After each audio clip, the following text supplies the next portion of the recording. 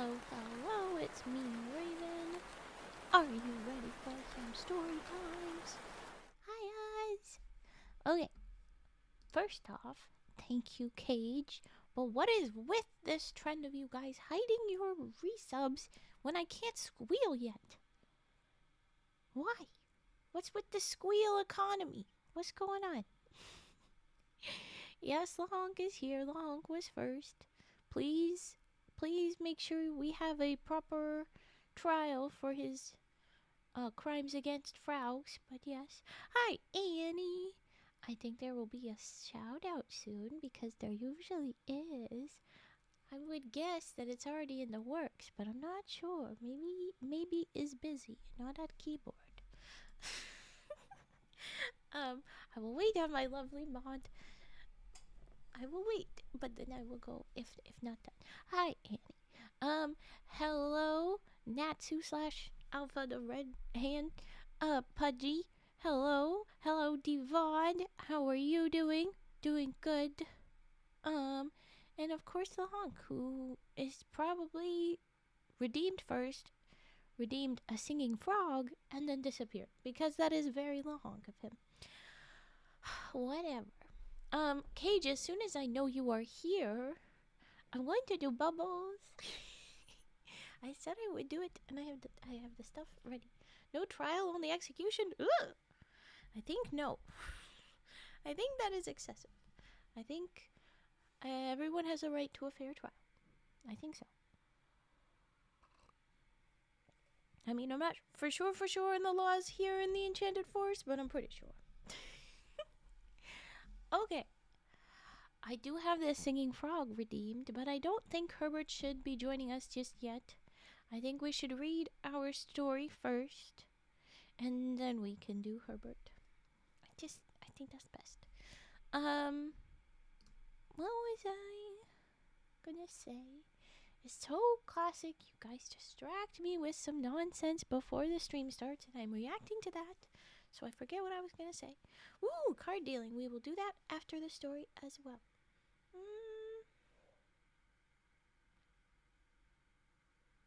No, I have no idea what I was gonna say. Oh well, that's gone now. The frogs ate my thought. Oops. I just hope that everybody's having an okay day. I want to reiterate that as much as the world is spinning a little bit extra fast and erratically, lately we're gonna just be cozy in here for right now, and you can deal with how you want to respond to all of that after this. Right now it's just cozy story time, okay? Ooh! I'll be settled in soon. Okay, well then I will wait for you. You keep dealing with the is your dog? His weird kibble habit. Oh, no, you mean you have to sit social eating? Is that what that's about? That's classic. That's classic. You have to. They don't want to eat alone. We are going to have our family dinner. Sit down. I love it when they do that. They're very cute. Okay, do I remember how to do this? I'm not sure. I could be wrong.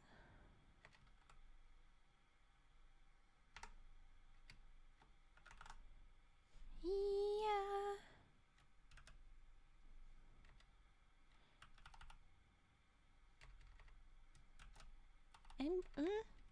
No. Okay, I'm very bad at this.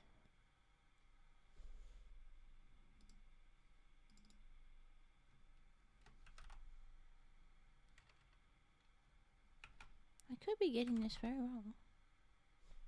Why is this being very bad? Why am I this bad at this right now?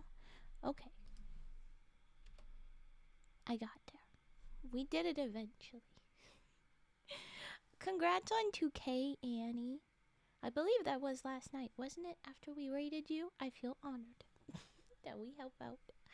Anxious eating, you think he won't eat till I sit and watch. No, that is absolutely social eating. Maybe it is from anxiety, but it's the idea that some animals, not like species based, just dude to dude, are like, hey, no, we are eating together.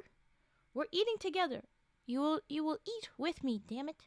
They don't always have to have you also eat, but if you eat with them, they might be extra comfy about it if it's social eat. Very common in kitties. Hi, niece. Vague always, but and yes, of course, Andy. All right, we did that. You're gonna tell me when you're settled in, Cage. You take your time, and we're gonna do one story maybe. I think, yeah, I'll save the bubbles for first story break. That's what we'll do. What we are reading first off is what we almost read last night. What we had left off with is that the Caliph had gone into town pretending to be somebody else to get some sort of idea of how life normally works. Very, very much sitcom feeling story, I'm just saying. And I did say last night that it should be, because this guy, he feels silly. I think we'd watch. Anyway, he does that, and he met a few weird people. There was first, though, and what we are about to read more about, a blind man that the Caliph and Jafar, the vizier, passed by, and they gave him some alms. He was begging, so they gave him that, but he was like, oh, but please also hit me. And they're like, what? And they're like, he's like, what? But hit me. Hit me. If you won't hit me, just take back the money and or hit me still even without the money. Just you can't just give me money. That's bad. You have no idea how bad it is. If you only knew how bad I am, hit me, please. It very much felt kinky. But now we're gonna know his story. It is the story of the blind Baba-Abdalla. See, he brought the dudes that he thought were so weird back to the palace after the whole weird day, because he met so many weirdnesses. One of the people, they didn't even say, our storyteller slash editor, was it Andrew Lang or was it a normal thing? They didn't even tell us the third person, but it was this blind guy, a horse that was not looking good, and somebody else that they didn't want to tell us about. But here we are with the blind man. He's telling his story. He says, I was born commander of the faithful in Baghdad, and was left an orphan while I was yet a very young man. For my parents died within a few days of each other. I had inherited from them a small fortune, which I worked hard, night and day, to increase, till at last I found myself the owner of 80 camels. These I hired out to traveling merchants, whom I frequently accompanied on their various journeys, and always returned with large profits. One day I was coming back from Balsora. Hey, that's where a lot of our stories are. Whither I had taken a supply of goods intended for India, and halted at noon in a lonely place, which promised rich pasture for my camels. I was resting in the shade under a tree when a dervish, going on foot towards Balsora, sat down by my side, and I inquired whence he had come and to what place he was going. We soon made friends, and after we had asked each other the usual questions, we produced the food we had with us and satisfied our hunger. While we were eating, the dervish happened to mention that in a spot only a little way off from where we were sitting, there was a hidden treasure, so great that if my 80 camels were loaded till they could carry no more, the hiding place would seem as full as if it had never been touched. So, 80 camels? No, 800 camels, maybe. He waits for my food instead of eating his Well, that's because social eating, but human food is better than dog food. I mean, I see where he's coming from. Human food? Can I ask? Give? Okay. Um, big treasure. Yes, yes. At this news, I became almost beside myself with joy and greed, and I flung my arms around the neck of the dervish, exclaiming, "Good dervish, I see plainly that the riches of this world are nothing to you. Therefore, of what use is the knowledge of this treasure to you? Alone and on foot, you could carry away a mere handful. But tell me where it is, and I will load my 80 camels with it and give you one of them as a token of my gratitude." Hey, that's some nice stuff. That's a good move. Hello, Tsukiyomi. Hello. Yes, you can finally sleep. Just some silliness that's sometimes last night it was riddled with some icky bad ways of thinking a little bit. But so far we're into some silliness. I mean, this particular caliph that we are this guy Baba-Abdalla is telling the story of himself to this caliph. He reads just a little bit kinky and silly, and so I think we're gonna have a good time. I think this is gonna be a good string of stories. Sometimes the other strings of stories are like, oh God, why? Oh, ew, no. But this is so far. This is a good. This is silly. We'll see though. Okay. It's not SCPs though. Thank goodness. Yeah. You'll have to go watch the VOD, but basically, this guy. Well, first there was a weirdness with this one girl, but her story is just like tangentially related. The point about this caliph is that somebody was in his little like gazebo palace place. Like it's another little house, but it's like just the one in his garden. So it feels very much like a gazebo, but not a gazebo. It's a full ass house that he keeps in his garden space. And there's a dude that's supposed to be in charge of keeping everyone out and only letting the caliph in. But then the caliph is like getting around late at night and he looks out the window and he's like, "Why the fuck are all the lights on? Who the fuck is having a party in my little house? No one's supposed to be in there."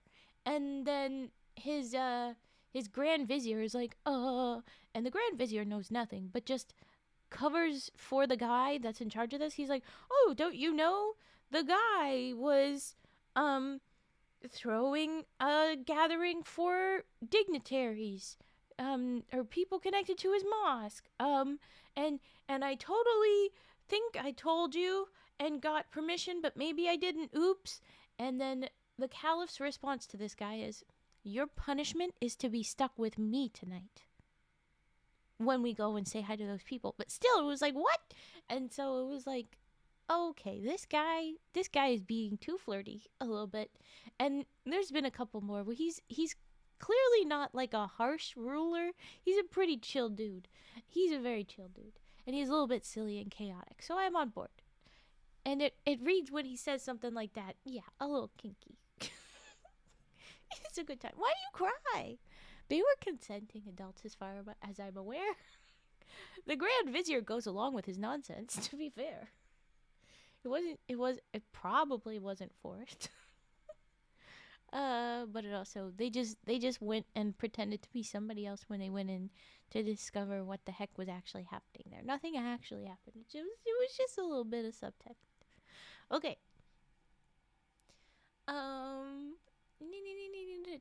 Where were we? Oh, yes. You can take one of the camels packing a bunch of treasure, and I'll take the other 79 camels of treasure, because you could not have carried hardly anything on your own. But now you have a whole camel's worth, and you can keep a camel. Mr. Dervish that has told me about this fancy thing.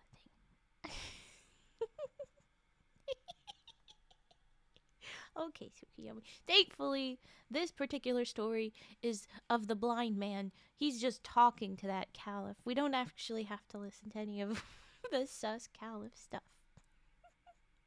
Okay. The guy says, yeah, okay, take one of my camels. We'll do this. Yeah. Certainly my offer does not sound very magnificent, but it was great to me, for at his words, a wave of covetousness had swept over my heart, and I almost felt as if the 79 camels that were left were nothing in comparison.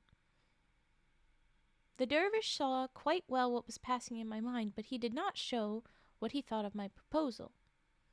"My brother," he answered quietly, "you know as well as I do that you are behaving unjustly. It was open to me to keep my secret and to reserve the treasure for myself, but the fact that I have told you of its existence shows that I had confidence in you, and that I hoped to earn your gratitude forever by making your fortune as well as mine. But before I reveal to you the secret of the treasure, you must swear that after we have loaded the camels with as much as they can carry, you will give half to me and let us go our own ways. I think you will see that this is fair, for if you present me with 40 camels, I, on my side, will give you the means of buying 1,000 more. Also, in theory, if they both just go their ways and these camels can't carry hardly anything, this 80 camels, they can't make a dent in this treasure, take all of them away, go back again with the 40 camels you still have, and keep making trips, dudes. Like, come on. You can do this. But vary up the timing so that nobody catches on to your schedule to find out when you're going back. Just as a little precaution, we'll say. But okay. Dervish says, "Hey, dude," and he says it quiet. He says it soft. He's like, "That's really unfair." That's fair of Dervish to say. "Let's split this half and half." I could not, of course, deny that what the dervish said was perfectly reasonable. But in spite of that, the thought that the dervish would be as rich as I was unbearable to me. Still, there was no use in discussing the matter, and I had to accept his conditions or bewail to the end of my life the loss of immense wealth. "Why do you think yourself better than the dervish? Buddy's the one that knows where the treasure is. You ain't gonna get nothing. Do the half and half, my God. He gives you the map, you give him the camels. Like, come on." So I collected my camels, and we set out together under the guidance of the dervish. After walking some time, we reached what looked like a valley, but with such a narrow entrance that my camels could only pass one by one. The little valley, or open space, was shut up by 2 mountains, whose sides were formed of straight cliffs, which no human being could climb.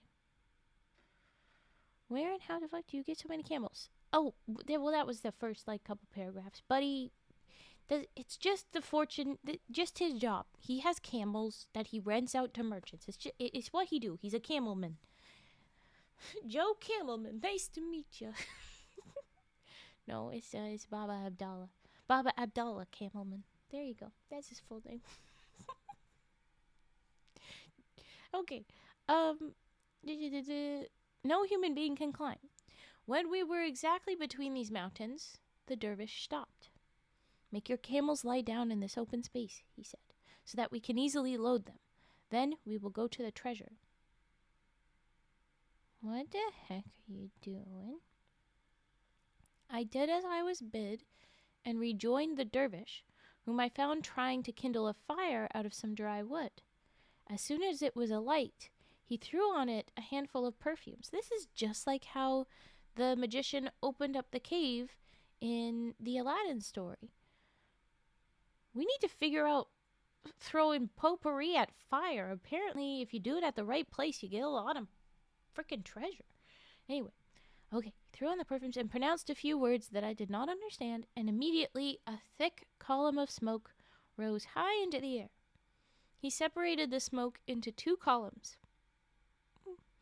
And then I saw a rock which stood like a pillar between the 2 mountains, slowly open, and a splendid palace appear within. But, Commander of the Faithful, the love of gold had taken such possession of my heart that I could not even stop to examine the riches, but fell upon the first pile of gold within my reach and began to heap it into a sack that I had brought with me. The dervish likewise set to work, but I soon noticed that he confined himself to collecting precious stones, and I felt I should be wise to follow his example. At length the camels were loaded with as much as they could carry, and nothing remained but to seal up the treasure and go our ways. Before, however, this was done, the dervish went up to a great golden vase, beautifully chased, and took from it a small wooden box, which he hid in the bosom of his dress, merely saying that it contained some kind of ointment. Well, you just know it's a magic ointment and it's super special, and now we're super jealous. Oh boy. Then he once more kindled the fire, threw on the perfume, and murmured the unknown spell, and the rock closed, and stood whole as before. Well, Baba-Abdalla, did you learn the frickin' spell? Did you get some of the perfumes so that you can go back? Or are you letting this dervish do this every time?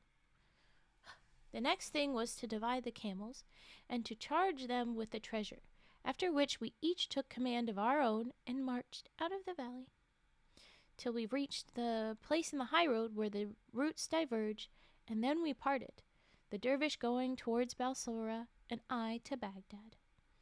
We embraced each other tenderly. Oh, good, you're still buddies. And I poured out my gratitude for the honor he had done me in singling me out for his great wealth, and having said a hearty farewell, we turned our backs and hastened after our camels. I had hardly come up with mine when the demon of envy filled my soul. What does a dervish want with riches like that? Well, the same thing you do. Why? Stop judging him? What the hell? I said to myself, he alone has the secret of the treasure and can always get as much as he wants. Yeah, and you didn't ask for your own? Oh, yeah, that's on you. And I halted my camels by the roadside and ran back after him. I was a quick runner. You were on foot? You didn't leave one camel to carry yourself? I mean, they are busy carrying other things, I guess. And it did not take me very long to come up with him. My brother, I exclaimed, as soon as I could speak. Almost at the moment of our leave-taking, a reflection occurred to me which is perhaps new to you. You are a dervish by profession and live a very quiet life, only caring to do good and careless of the things of this world. You do not realize the burden that you lay upon yourself. When you gather into your hands such great wealth, besides the fact that no one who is not accustomed to camels from his birth can ever manage the stubborn beasts. So you're saying that he's going to be burdened with having too much stuff, and because he's not accustomed to camels, he's going to be annoyed with how stubborn they are? Okay. If you are wise, you will not encumber yourself with more than 30, and you will find those trouble enough. Aha, so you're taking 10 back. Well, that is a better split than 1 to 79. 30, 50, but still. You are right, replied the dervish, who understood me quite well, but did not wish to fight the matter. I confess I had not thought about it. Choose any 10 you like, and drive them before you. I selected 10 of the best camels, and we proceeded along the road to rejoin those I had left behind.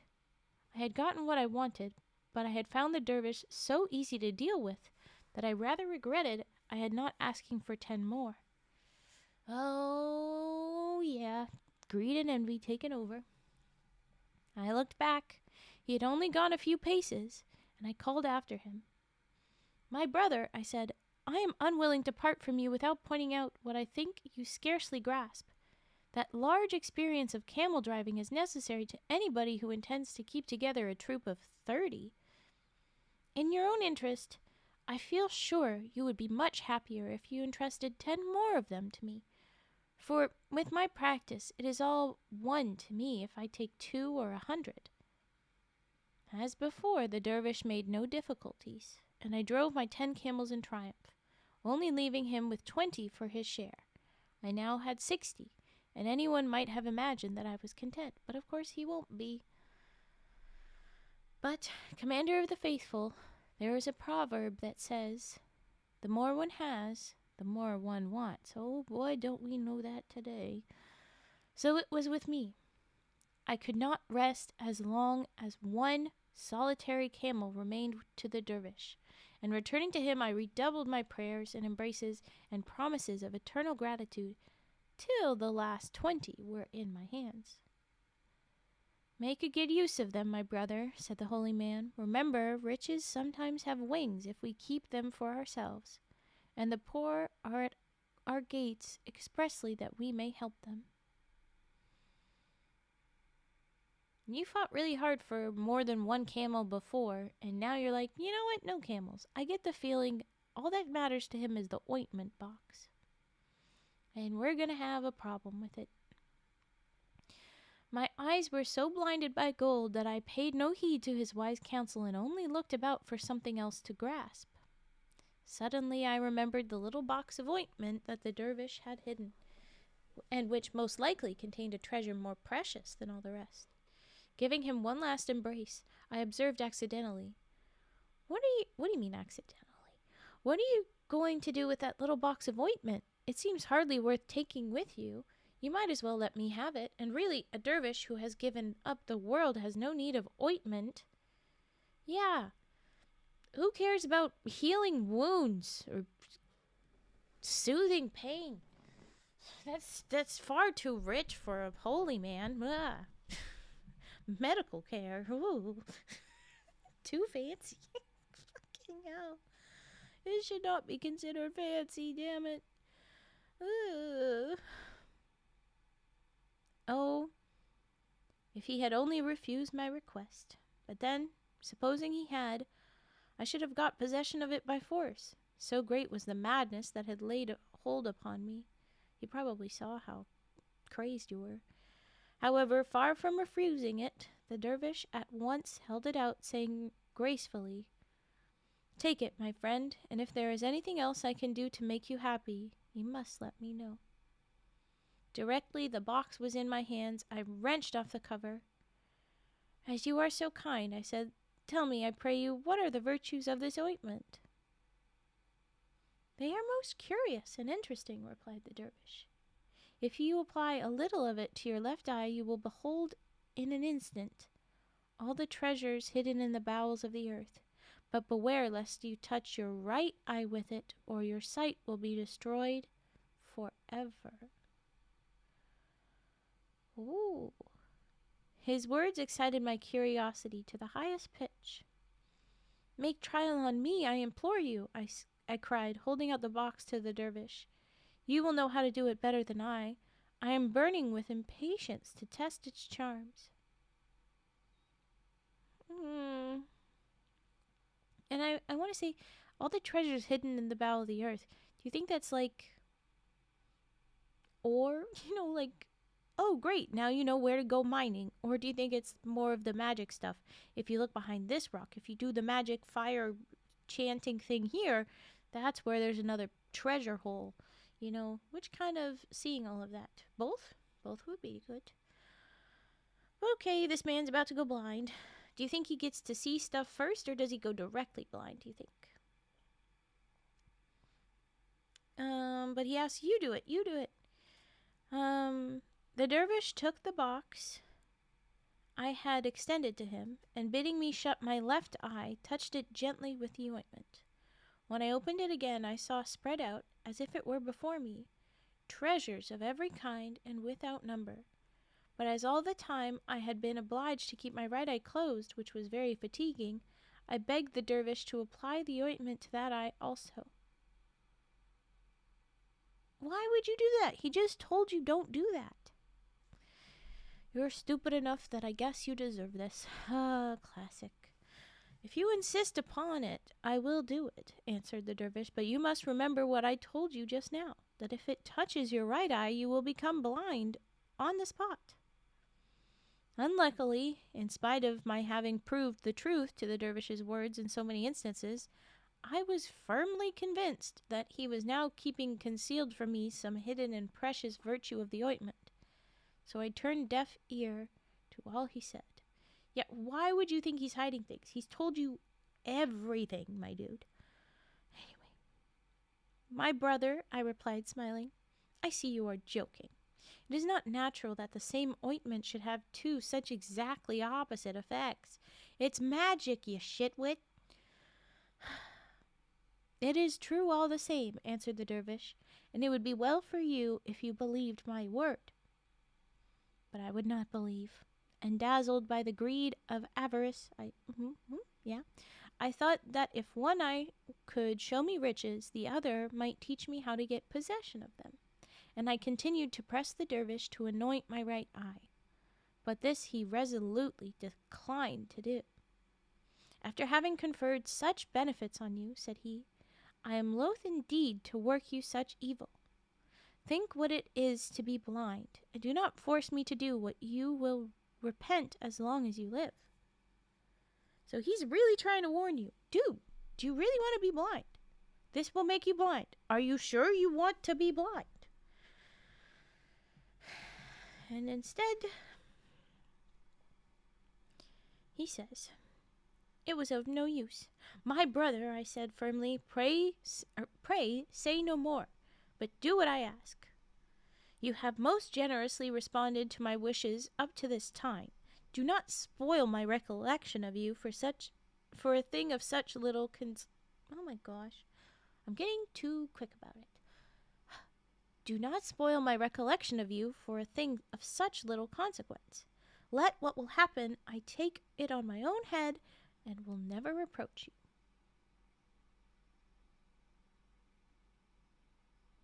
Funky sentence right there. Since you are determined upon it, he answered with a sigh, there is no use talking. And taking the ointment, he laid some on my right eye, which was tight shut. When I tried to open it, heavy clouds of darkness floated before me. I was as blind as you see me now, because this whole time Buddy's telling the story to the Caliph after the fact. Miserable dervish, I shrieked. So it is true after all. Into what a bottomless pit has my lust after gold plunged me. Ah, now that my eyes are closed, they are really opened. That's cute. I will say that that's a cute little message. Now that my eyes are closed, they are really opened. I know that all my sufferings are caused by myself alone. But, good brother, you, who are so kind and charitable and know the secrets of such vast learning, have you nothing that will give me back my sight? If only people could think of this beforehand. I understand why this story is told. This specific paragraph, if only people could be coming to this conclusion. I'm sorry so much of modern stuff is seeping through this story. It's just too on the nose right now. Unhappy man, replied the dervish. It is not my fault that this has befallen you, but it is a just chastisement. The blindness of your heart has wrought the blindness of your body. Yes, I have secrets that you have seen in the short time that we have known each other, but I have none that will give you back your sight. You have proved yourself unworthy of the riches that were given you. Now they have passed into my hands. Oh, hell yeah, dervish, you're going to take his camels. Whence they will flow into the hands of others less greedy and ungrateful than you. Hell yeah, he's going to spread out the money. He's pulling a half trickster, half Robin Hood. Yeah? Why is my brain like thinking that that's a spoonerism? It's not a spoonerism, right? Anyway, this lane does not accept cash. Okay, card payments only, no cash. You got it. Help is required. I tried to get cash back. Yeah, no, very same energy. Very much. Okay. The dervish said no more and left me, speechless with shame and confusion, and so wretched that I stood rooted to the spot, while he collected the 80 camels and proceeded on his way to Balsora. Do you think he's done this repeatedly? Do you think he knew this was going to happen?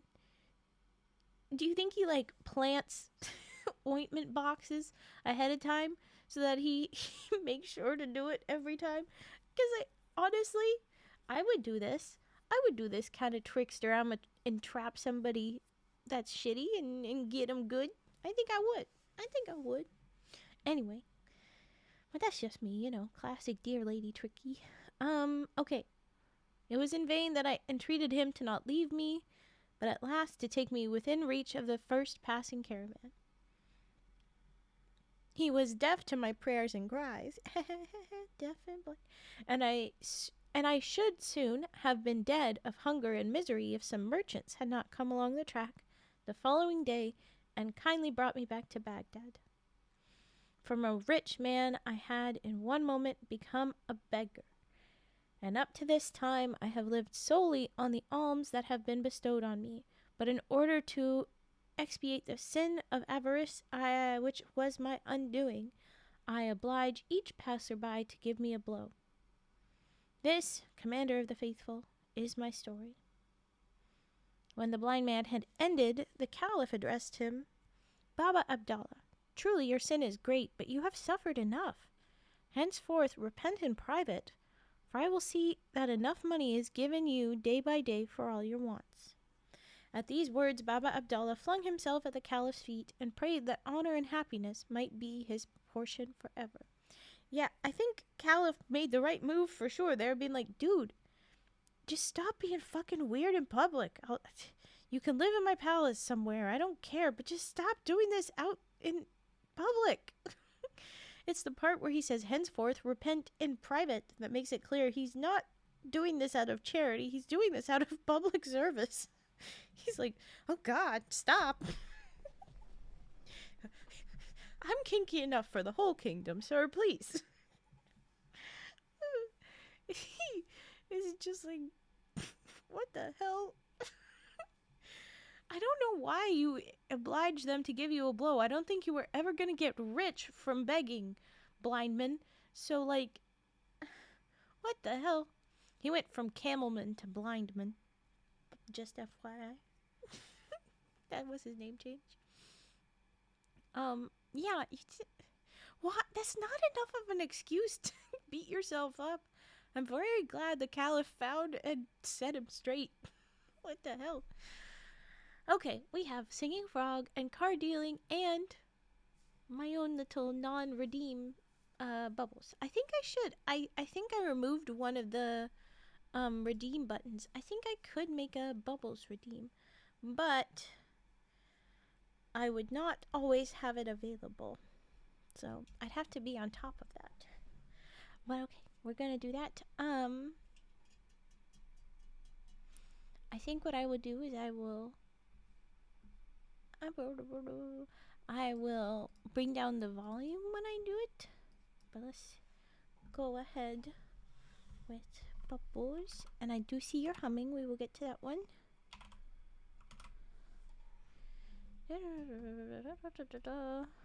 Okay. We're not reading bubbles. We're doing bubbles trigger. I'm going to lower the volume for the opening, because it's just a little loud.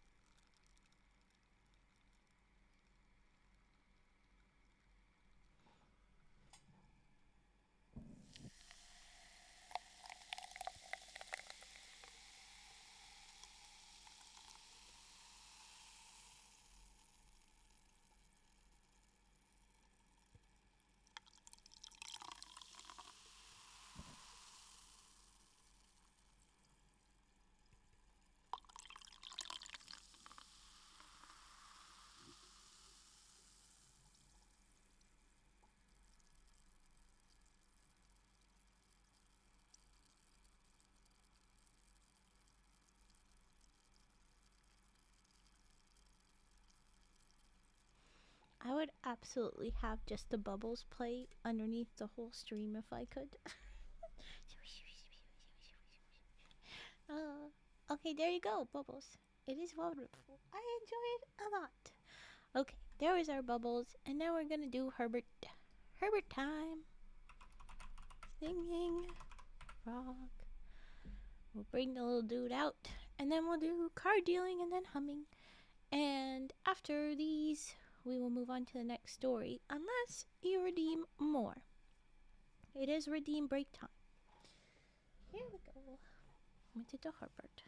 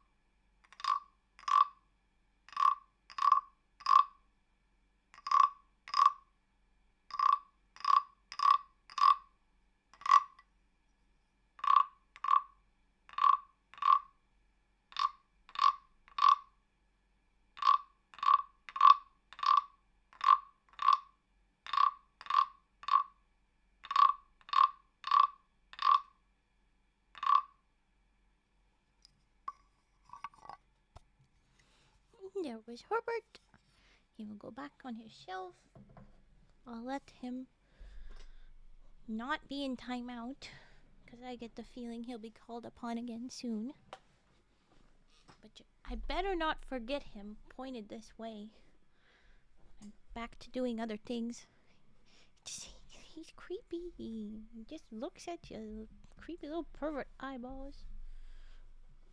Herbert. Alright, card dealing and humming. I think I will do humming while I make some room for card dealing. How about that? How about we do that?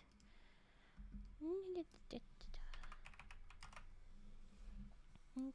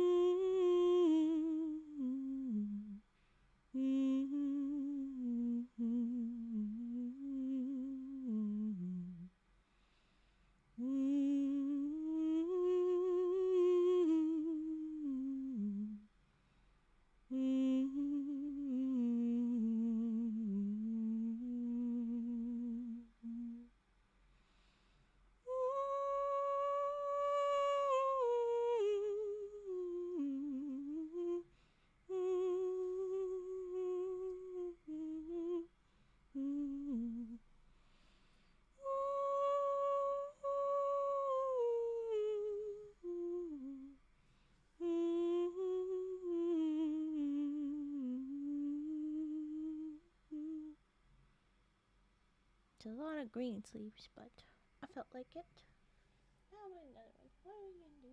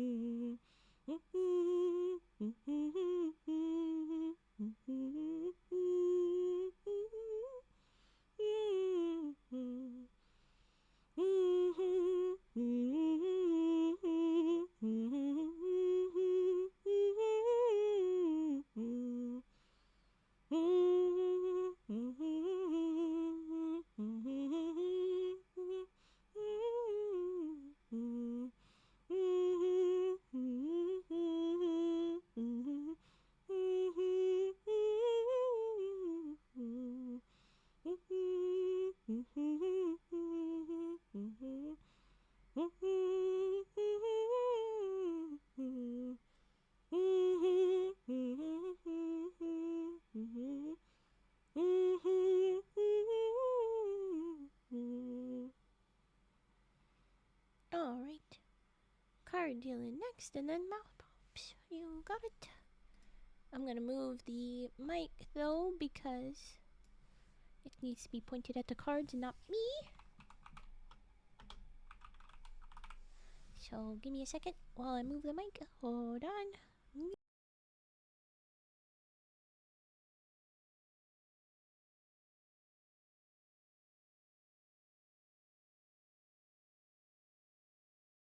I saw that. I went real little.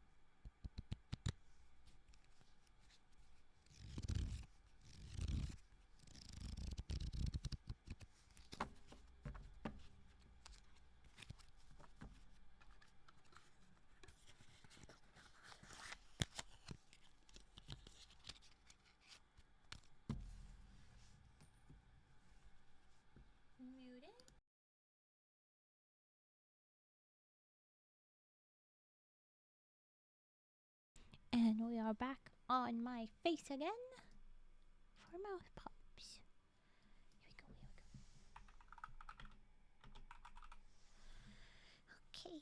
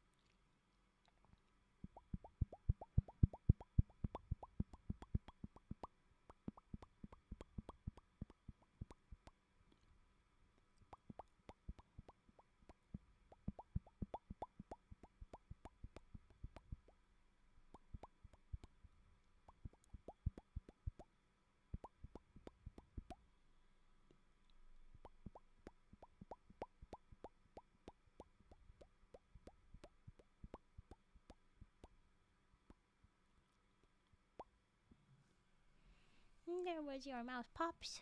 Here we go. Oh, that was supposed to be louder. Oops.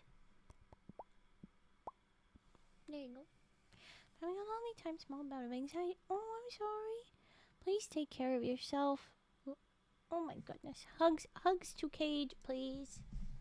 Hugs to Cage. Merp. You need hugs. I was faster than you, Fet. But yes, go take care of yourself. Glad you're gonna step out to look after yourself. We are sending you the love. I insist you hug your doggo for help with that as well. I prescribe dog. 2 cc's of dog. Okay. With that, back to stories, I guess. We have no more redeems, so we will move on to the next story. It is, let me look. It may or may not be about that horse we saw. It is unclear, because there's a title a couple below that's about an enchanted horse, but who says that that's the horse we saw in the courtyard when the Caliph was out and about? Doggo is a punk. He won't love me without being excited first. That's rude. But okay, cat. Cat is good. I'm glad there's a kitty to hug, too. That is good. Alright. My focus. No, I had to smile and squeal a little bit. Kitty for anxiety helps is very good. Alright. Yes, the next story is the story of Sidi-Nouman.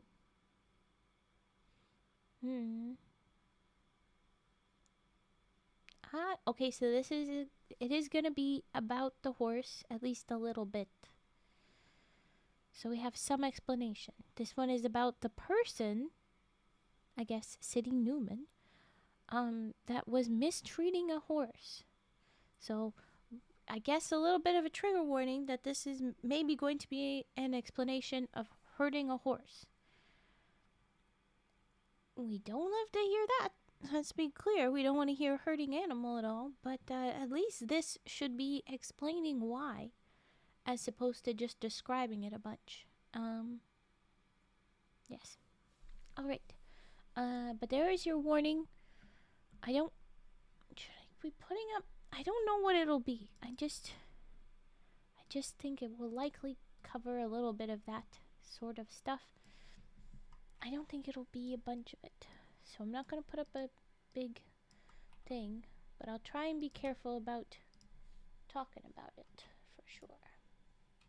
Story of Sidi-Nouman. Here we go. Get this correct. Hey. Thank you, button. You were not cooperating for a minute. Alright. So after that, all about the blind man, we're going to talk to this next guy.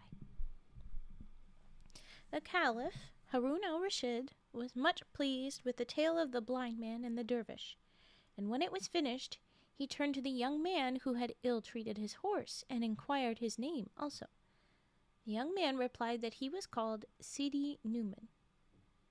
Sidi-Nouman, observed the Caliph, I have seen horses broken all my life long, and have even broken them myself, but I have never seen any horse broken in such a barbarous manner, not barbarous, but barbarous manner, as you yesterday. Every one who looked on was indignant and blamed you loudly. As for myself, I was so angry that I was very nearly disclosing who I was, and putting a stop to it at once.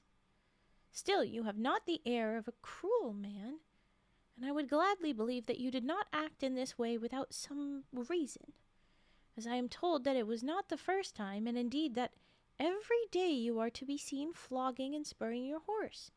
I wish to come to the bottom of the matter, but tell me the whole truth, and disclose and conceal nothing.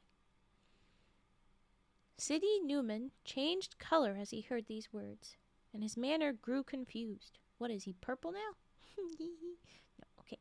But he saw plainly that there was no help for it. So he prostrated himself before the throne of the Caliph and tried to obey, but the words stuck in his throat, and he remained silent. So this poor kid, we have confirmed this is a young man, so this poor kid is just freaking out, terribly terrified. Oh God, the Caliph saw. Oh God, the Caliph's upset that I'm hurting my horse. Oh God, how do I explain this? Oh geez, oh gosh. And a bunch more voice cracks amidst that. But I wasn't going to do that to myself today when my voice kind of, has been doing the frogs in the throat and the dry and the not great thing. So we're going to be nice. This is me sipping tea because I remembered that I should be nice about it. Okay. That was lots of tea. I'm pleased. Alright. This poor kid's kind of freaking out, but he's remaining silent because he can't find himself finding his voice. The Caliph, accustomed though as he was to instant obedience, guessed something of what was passing in the young man's mind and sought to put him at ease. Sidi-Nouman, he said, do not think of me as the Caliph, but merely as a friend who would like to hear your story. If there is anything in that you are afraid may offend me, take courage, for I pardon you beforehand. Speak then openly and without fear as to one who knows and loves you. I like this Caliph. As much as we hit him with the kinky stamp early on in one of his earlier tales, he's being all nice to the poor freaked out kid. That's good. That's a good thumbs up for me for that particular moment. Okay. Reassured by the kindness of the Caliph, Sidi-Nouman at length began his tale. Commander of the faithful, said he, dazzled though I am by the luster of your highness's presence, I will do my best to satisfy your wishes. I am by no means perfect, but I am not naturally cruel, neither do I take pleasure in breaking the law. I admit that the treatment of my horse is calculated to give your highness a bad opinion of me, and to set an evil example to others. Yet I have not chastised it without reason, and I have hopes that I shall be judged more worthy of pity than punishment. So that sentence in the middle kind of sounded weird, but I think he's just trying to say, I know that it sounds bad, and you're going to think I'm evil, and I probably am encouraging bad habits for other people, but I promise it's not without reason, and hopefully you don't punish me, you just pity me, because you won't think very highly of the situation, please. But anyway. Commander of the faithful, I will not trouble to describe my birth. It is not sufficient distinction to deserve your highness's attention. My ancestors were careful people, and I inherited enough money to enable me to live comfortably, though without show. Having therefore a modest fortune, the only thing wanting to my happiness was a wife who could return my affection. But this blessing I was not destined to get, for on the very day after my marriage my bride began to try my patience in every way that was most hard to bear. Okay, now I think this is going to be very bad. I have a very bad theory, premonition, whatever, about how this is gonna go. I don't Okay, we're gonna read it. I'm gonna chastise it as I go. Now, seeing that the customs of our land oblige us to marry without ever beholding the person with whom we are to pass our lives, a man has, of course, no right to complain as long as his wife is not absolutely repulsive or is not positively deformed. Those are shitty ways to think about a people, and you can love someone even if they are disabled, you asshats. But if you mean personality repulsive, absolutely. Yes, you should probably say no to someone that's a complete and total asshat. You're correct. All right. And whatever defects her body may have, pleasant ways and good behavior will go far to remedy them. Yay, yes. The first time I saw my wife unveiled when she had been brought to my house with the usual ceremonies, I was enchanted to find that I had not been deceived in regard to the account that had been given me of her beauty. Okay, why are we gotta... Yes, she was pretty. Can we skip along? Just a little bit annoyed at the... Don't worry, bros, she didn't catfish me. Phew! Like I don't give a flying fuck. I began my married life in high spirits and the best hopes of happiness. The following day, a grand dinner was served to us, but as my wife did not appear, I ordered a servant to call her. Still, she did not come, and I waited impatiently for some time. At last, she entered the room, and she took our places at the table, and plates of rice were set before us. I ate mine, as was natural, with a spoon. But great was my surprise to notice that my wife, instead of doing the same, drew from her pocket a little case, from which she selected a long pin, and by the help of this pin conveyed her rice grain by grain to her mouth.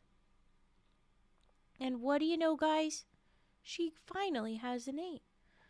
We've been dealing with not very many respects given to the women in these stories, so, or in the last few, I mean, at least.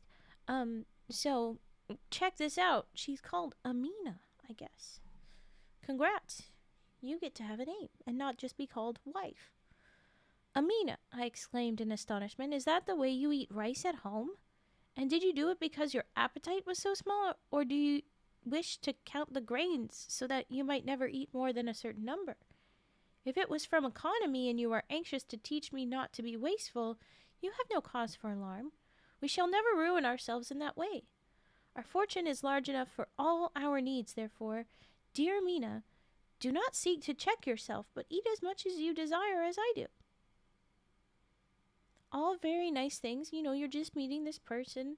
It's a bit odd what they're doing. You're like, is this just how you do that? Is the first one, is this the way you eat rice at home? Or are you nervous? If you're nervous, if you're doing this because of some sort of worry, don't worry about it. He did a lot about don't worry about money, but he should have also been like, don't worry about your weight. But either way, he said, eat as much as you desire, just like I do. So good on him trying to calm her, trying to address a concern that she might have. But in reply to my affectionate words, I expected a cheerful answer. Yet Amina said nothing at all, but continued to pick her rice as before, only at longer and longer intervals. And instead of trying the other dishes, all she did was to put every now and then a crumb of bread into her mouth. That would not have made a meal for a sparrow.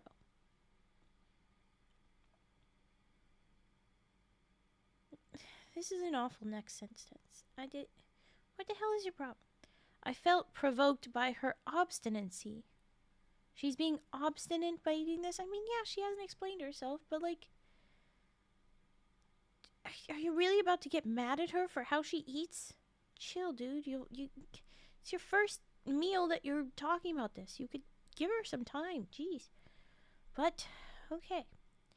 But to excuse her to myself as far as I could, I suggested that perhaps she had never been used to eat in the company of men, and that her family might have taught her that she ought to behave prudently and discreetly in the presence of her husband.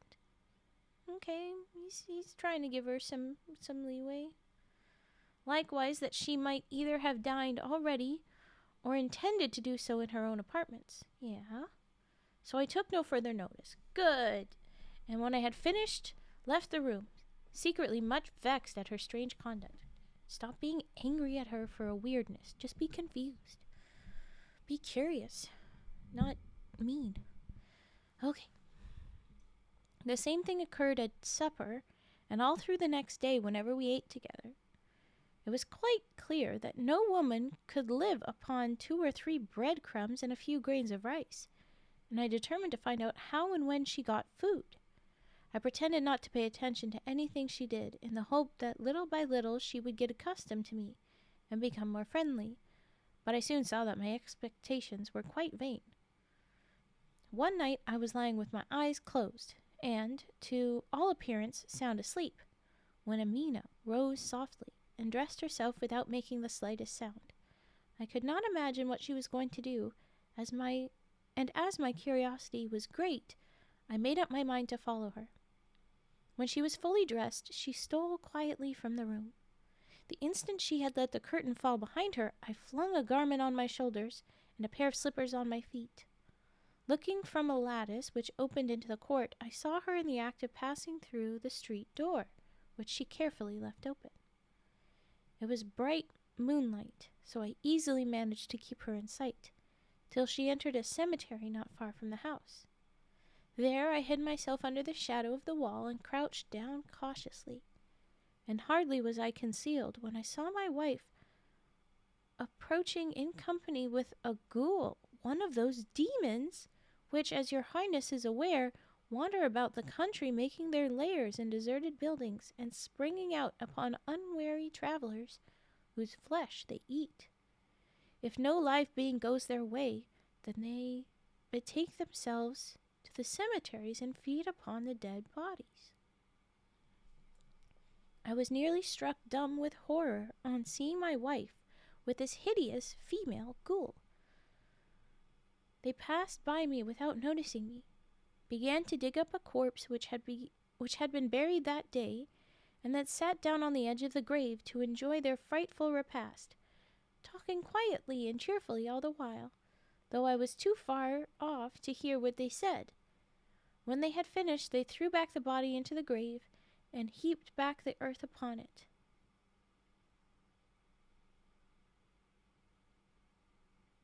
Does that mean they both ate it? I'm trying to reread. Did they both eat, or did just the ghoul eat?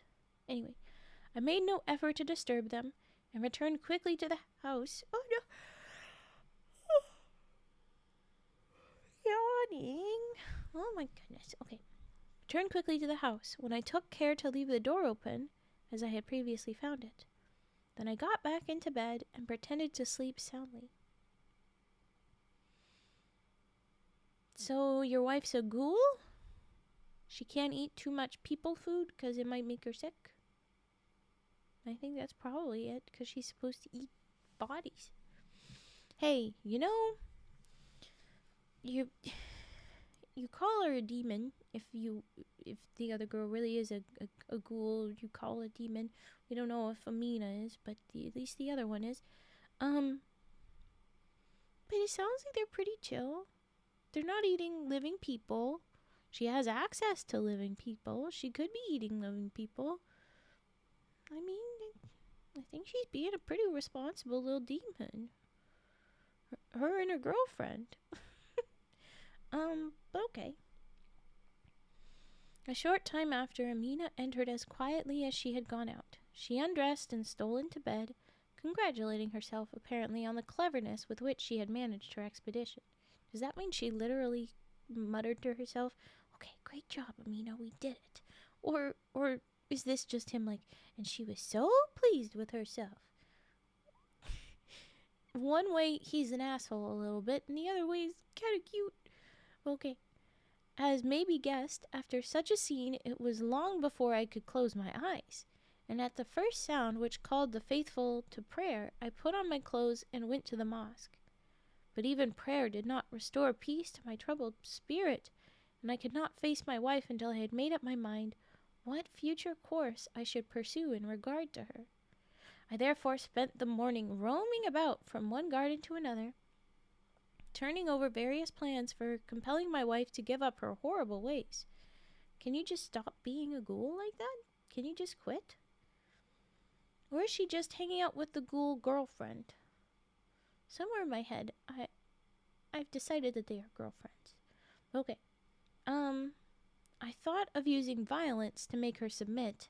Eck. But felt reluctant to be unkind to her. Yeah, you better not. Besides, I had an instinct that gentle means was the best chance of success. So, a little soothed, I turned towards home, which I reached about the hour of dinner. So you've been gone a while. As soon as I appeared, Amina ordered dinner to be served, and we sat down together. Considering she doesn't really eat, that sounds a lot like she was like, okay, good, let's eat with my husband. Oh, he's been away. Let's hang out together already. Come on. As usual, she persisted in only picking a few grains of rice, and I resolved to speak to her at once of what lay so heavily on my heart. Amina, I said as quietly as possible, you must have guessed the surprise I felt when the day after our marriage you declined to eat anything but a few morsels of rice, and altogether behaved in such a manner that most husbands would have been deeply wounded. However, I had patience with you and only tried to tempt your appetite by the choicest dishes I could invent, but all to no purpose. Still, Amina, it seems to me that there be some among them as sweet to the taste of the flesh of a corpse. I had no sooner uttered these words than Amina, who instantly understood that I had followed her to the graveyard, was seized with a passion beyond any that I have ever witnessed. Her face became purple, her eyes looked as if they would start from her head, and she positively foamed with rage. Good time to redeem rage puffing. Sorry, I didn't mean to spook you. I watched her with terror, wondering what would happen next, but little thinking what would be the end of her fury. She seized a vessel of water. Oh, I'm like, eek. I need to drink more of my caffeinated drinks here in a second, I think. I watched her with terror, wondering what would happen next, but little thinking what would be the end of her fury. She seized a vessel of water that stood at hand, and plunging her hand in, murmured some words I failed to catch. Then, sprinkling it on my face, she cried madly, "Wretch, receive the reward of your prying, and become a dog. So I think she's a witch, and her girlfriend's a ghoul." All right. The words were not out of her mouth when, without feeling conscious that any change was passing over me, I suddenly knew that I had ceased to be a man. In the greatness of the shock and surprise, for I had no idea that Amina was a magician, I never dreamed of running away, and stood rooted to the spot while Amina grasped a stick and began to beat me. Yeah, this all but confirms that Amina's eventually going to be the horse, but oh well. Indeed, her blows were so heavy that I only wonder they did not kill me at once. However, they succeeded in rousing me from my stupor, and I dashed into the courtyards, followed closely by Amina, who made frantic dives at me, which I was not quick enough to dodge. At last, she got tired of pursuing me, or else a new trick entered into her head, which would give me speedy and painful death. Oh, yay. She opened the gate leading to the street, intending to crush me as I passed through. Dog though I was, I saw through her design, and stung into presence of mind by the greatness of the danger, I timed my movements so well that I contrived to rush through, and only the tip of my tail received a squeeze as she banged the gate. I was safe, but my tail hurt me horribly, and I yelped and howled so loud all along the streets that the other dogs came and attacked me. What do you mean they attacked you for being loud? Oh boy. Which made matters no better. Yep. In order to avoid them, I took refuge in a cook shop where tongues and sheep's heads were sold. At first the owner showed me great kindness and drove away the other dogs that were still at my heels while I crept into the darkest corner. But though I was safe for the moment, I was not destined to remain long under his protection, for he was one of those who hold all dogs to be unclean, and that all the washing in the world would hardly purify you from their contact. So after my enemies had gone to seek other prey, he tried to lure me from my corner in order to force me into the street.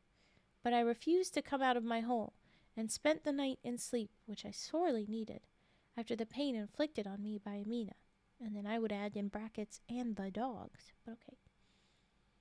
I have no wish to weary your Highness by dwelling on the sad thoughts which accompanied my change of shape, but it may interest you to hear that the next morning my host went out early to do his marketing, and returned laden with the sheep's heads and tongues and trotters that formed his stock in trade for the day. The smell of meat attracted various hungry dogs in the neighborhood, and they gathered round the door begging for some bits. I stole out of my corner and stood with them. In spite of his objections to dogs as unclean animals, my protector was a kind-hearted man, and knowing I had eaten nothing since yesterday, he threw me bigger and better bits than those which fell to the share of the other dogs.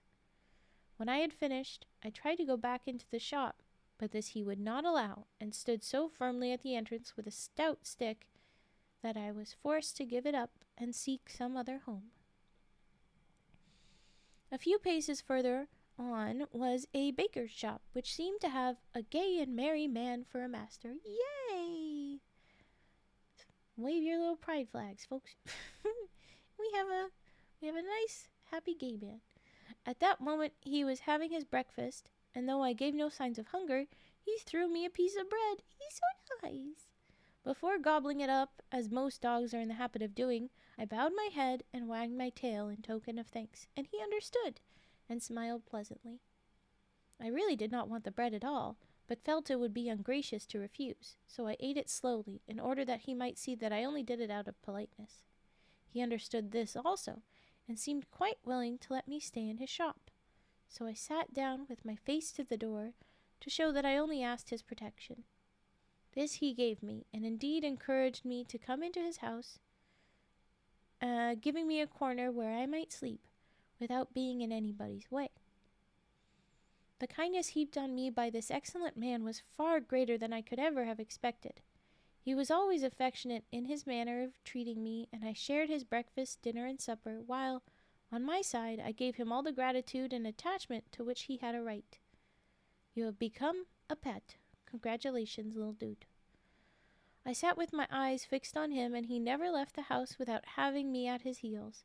And if it ever happened that when he was preparing to go out I was asleep and did not notice, he would call, "Rufus, Rufus," for that was the name he gave me. This is not the story of Sidi-Nouman. This is the story of Rufus. Your name is Rufus, little dude. What are you doing? I wonder what kind of dog he was when he got turned. What kind of dog just gave off Rufus vibes for the dude to call him that, you know? Some weeks passed in this way, when one day a woman came in to buy bread. In paying for it, she laid down several pieces of money, one of which was bad. The baker perceived this and declined to take it, demanding another in its place. The woman, for her part, refused to take it back, declaring it was perfectly good, but the baker would have nothing to do with it. "It is really such a bad imitation," he exclaimed at last, "that even my dog would not be taken in. Here, Rufus, Rufus!" And hearing his voice, I jumped onto the counter. On the counter? Good jump. The baker threw down the money before me and said, "Maybe he's a little dog. Do you think maybe he's like a little guy? Do you think he's like a chihuahua? Do you think he's a little guy?" I think he's a little guy now. I'm pretty sure he's just a little guy. He's jumping up on the counter. He found a little hole that the owner of the last place couldn't get it. He's like a little guy. Oh my gosh, that gives very Rufus. Yes, I'm on board. He's a little one. Or maybe like a beagle, beagle-ish. I'm seeing white and light brown. Okay. Rufus jumped on the counter. The baker threw down the money before me and said, "Find out if there is a bad coin." I looked at each in turn and then laid my paw on the false one, glancing at the same time at my master so as to point it out. Well, damn, nice trick, dude. I mean, you are a people in a dog body and not just an actual dog, but the people don't know that. The neighbors, oh no, sorry, the baker, who had of course been only in joke, was exceedingly surprised at my cleverness, and the woman, who was at last convinced that the man spoke the truth, produced another piece of money in its place. When she had gone, my master, who was so pleased that he told all the neighbors what I had done, and had made a great deal more of it than there really was. To be fair, he thinks a dog did this, like a dog, not a people dog. I think that's fair to be pretty surprised. I'm wanting to brag. The neighbors very naturally declined to believe his story, and tried me several times with all the bad money they could collect together, but I never failed to stand the test triumphantly. Soon the shop was filled from morning till night with people who, on the pretense of buying bread, came to see if I was as clever as I was reported to be. The baker drove a roaring trade, and admitted that I was worth my weight in gold to him. Of course there were plenty who envied him his large custom, and many was the pitfall set for me, so that he never dared to let me out of his sight. One day, a woman, who had not been in the shop before, came to ask for bread like the rest. As usual, I was lying on the counter, and she threw down 6 coins before me, one of which was false. I detected it at once, and put my paw on it, looking as I did so at the woman. Yes, she said, nodding her head, you are quite right, that is the one. She stood gazing at me attentively for some time, then paid for the bread and left the shop, making a sign for me to follow her secretly. Ooh, are you magic, lady? Are you trying to steal me? I think he's gonna go. Now, my thoughts were always running on some means of shaking off the spell laid on me, and noticing the way in which this woman had looked at me, the idea entered my head that perhaps she might have guessed what had happened, and in this I was not deceived. However, I let her go on a little way, and merely stood at the door watching her. She turned, and seeing that I was quite still, she again beckoned to me.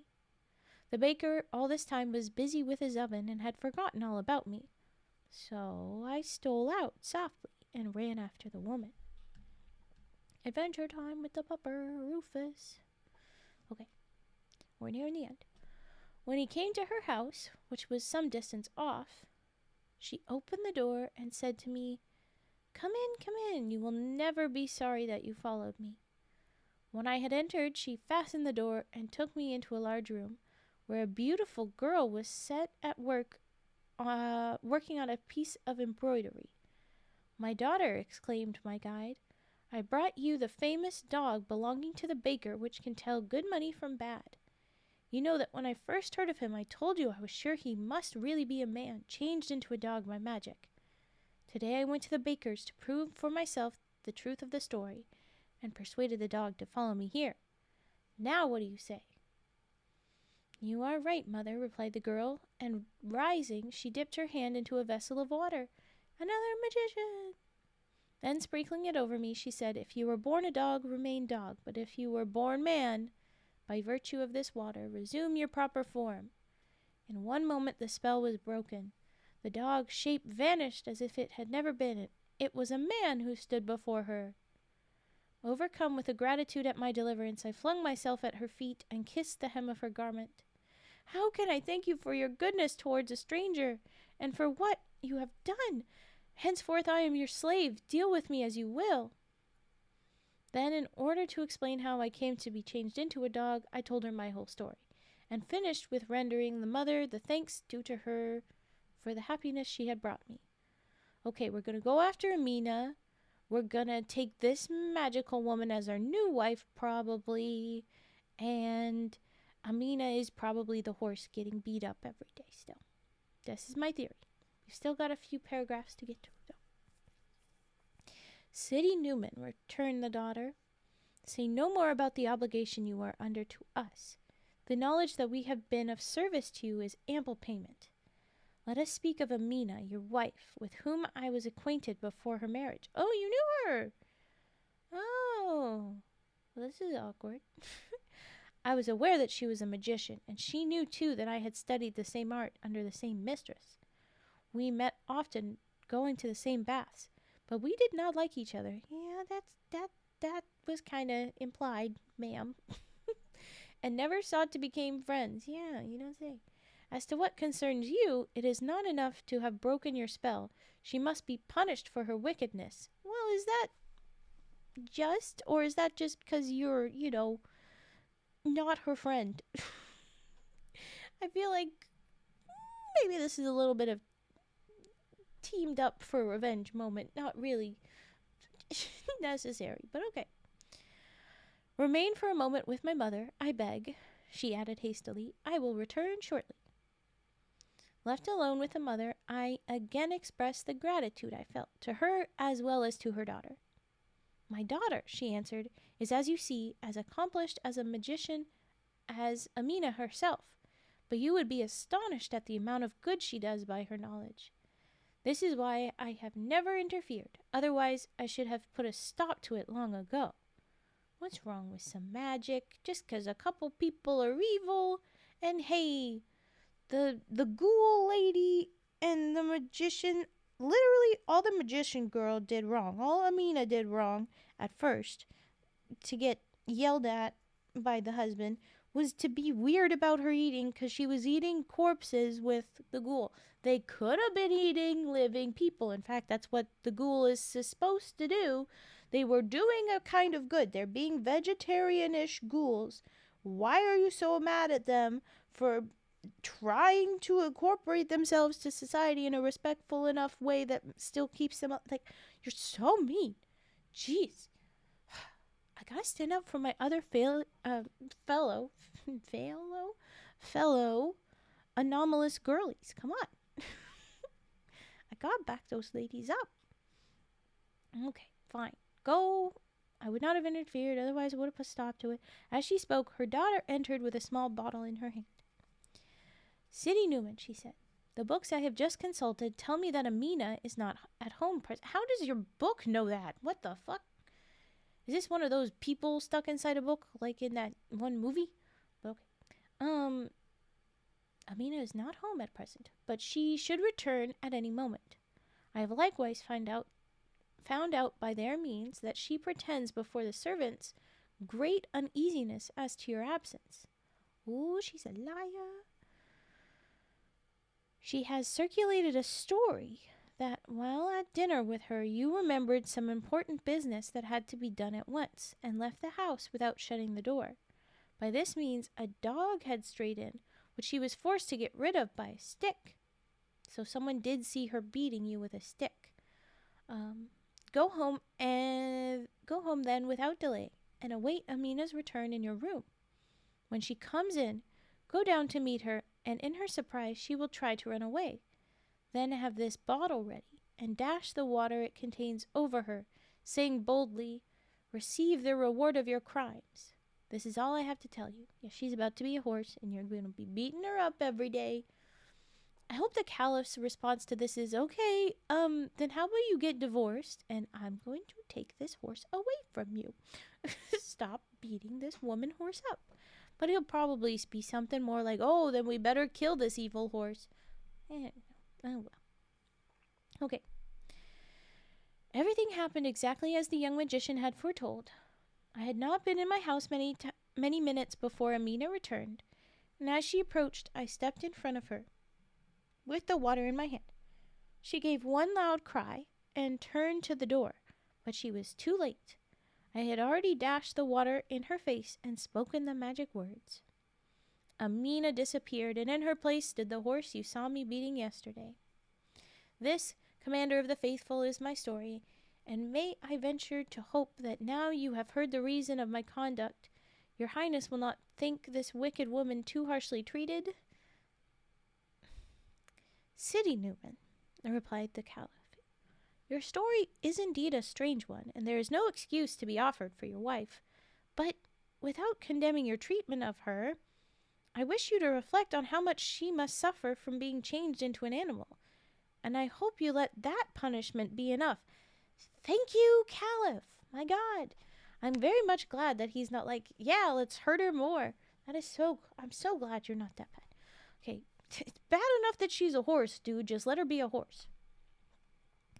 I do not order you to insist upon the young magician finding the means to restore your wife to her human shape, because I know that when once women such as she begin to work evil, they never leave off.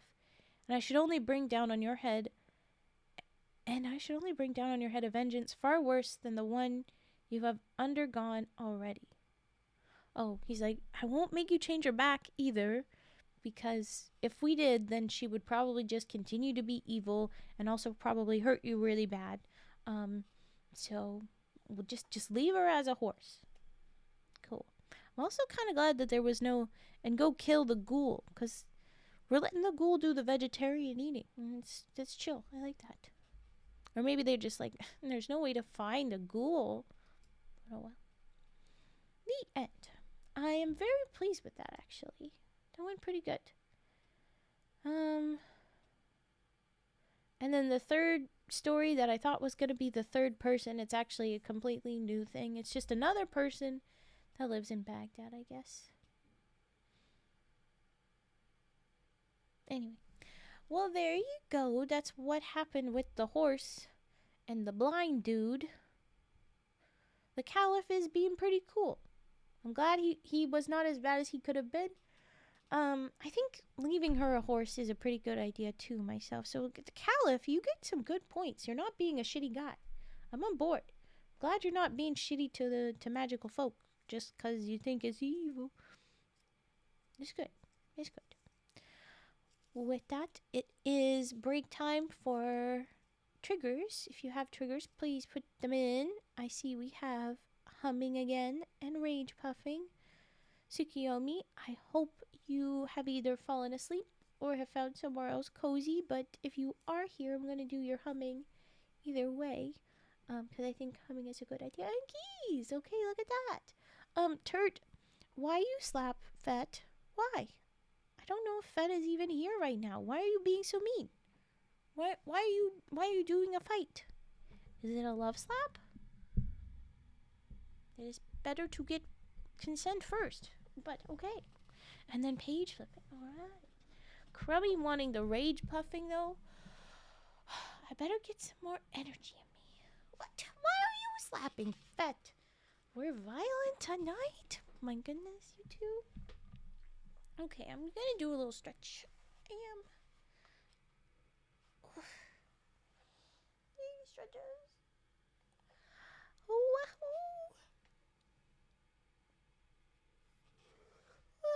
Oh my goodness, I'm hovering. You see nothing. Shut up. I have a body, I promise. My motto is just hover. It's okay. So what? She doesn't have more than half her arms and half her torso. She's a good little model, and that's enough. Okay. Oh my gosh, I'm trying to scoot my chair. There we go. The hair wiggles when I scoot. Whoa. Whoa, whoa.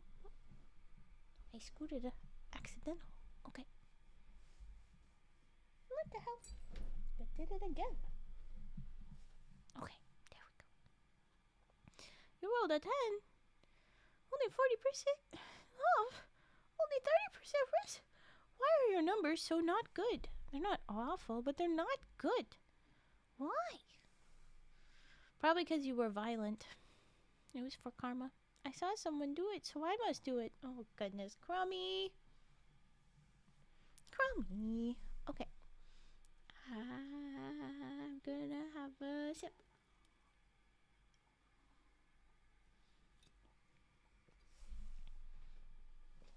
Okay, always a couple sips.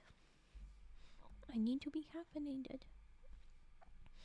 We have humming, we have rage, we have keys, we have page, we have mic arm. I will begin with rage.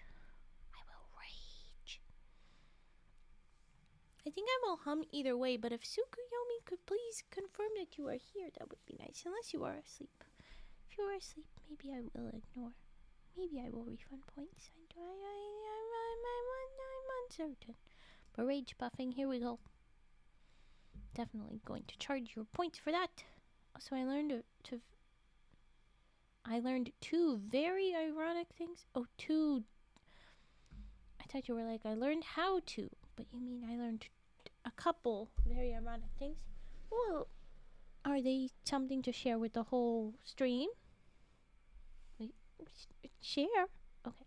Rage above it. And then hit the angry little button. I am angry. Angry button.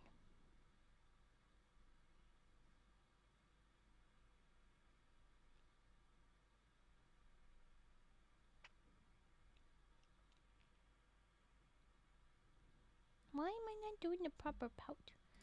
It's not doing it. Model, are you looking at me? Okay. Where was I?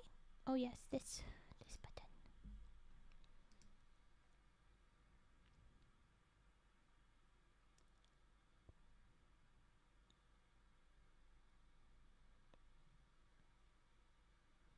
There we go. That's right. Well, close. Anyway, I got distracted. I will do rage puffing, and then I will do humming and keys and all the rest.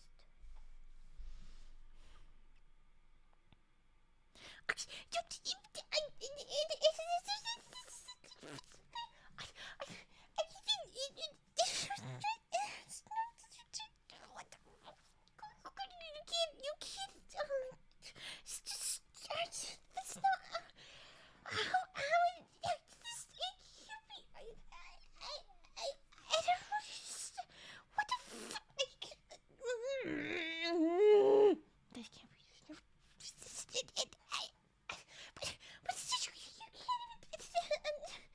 How was it? I can't. What about the thingy? What? You can't even.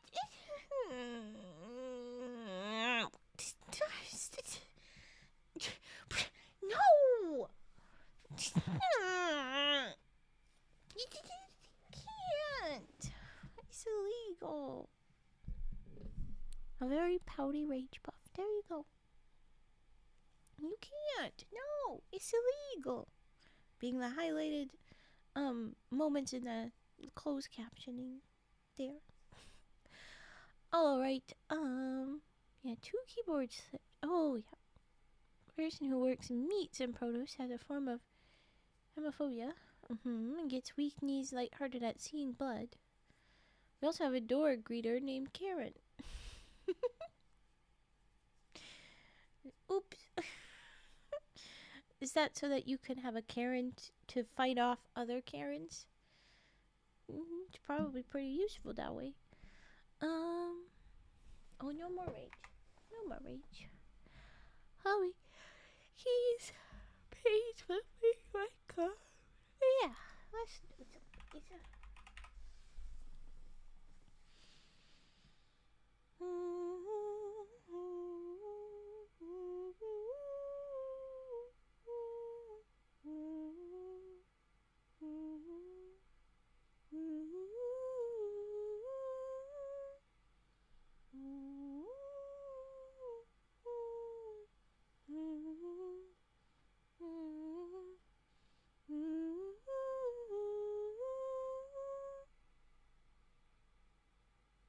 I don't even know what song I just hummed, but I was like, I want to sing this. I hope it's not too bonkable. But I think this is a nighttime song my mom used to. Yeah, it is. What really got me is a person who works and preps raw meat for sale is a minor blood fear. Yeah, I don't know how they got around that, but they get out of that. I mean, most of the meats you get once it's at the store is not very bloody anymore, right? So it's probably pretty good. Feels counterintuitive, but if your dead stuff is bleeding, there is a problem. It's not dead. So then, yeah, I can see it. I can see it.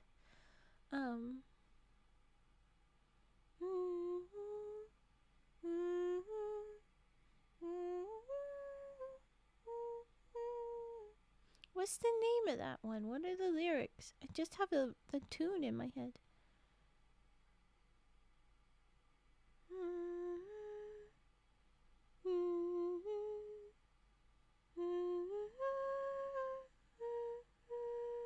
I feel like it's probably copyrighted and I'm probably gonna get bonked.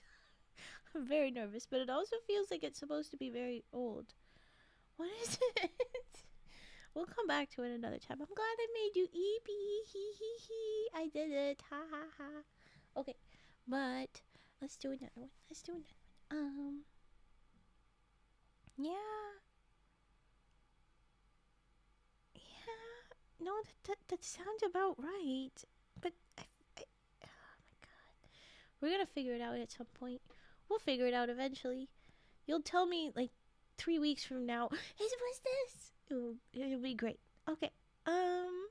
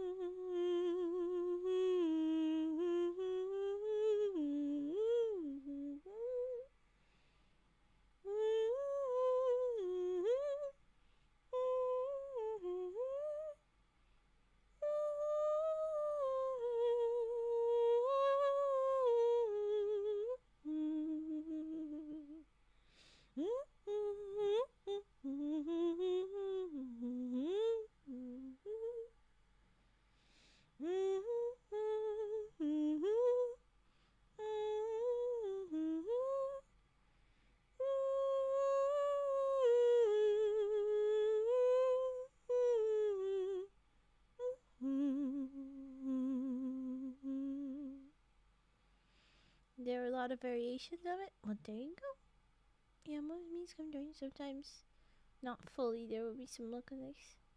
He was opening a case of steaks and there was silicone package or something that mixed with just the meat juice, turning it into a ooh. Yeah. Yeah, that's fair. Well, hey, what a way to confront your fears a little bit by a little bit. That's probably really good for them to just be like slow exposure therapy, just be kind of around nearby, getting better about it. I mean, probably very good, very helpful. One more.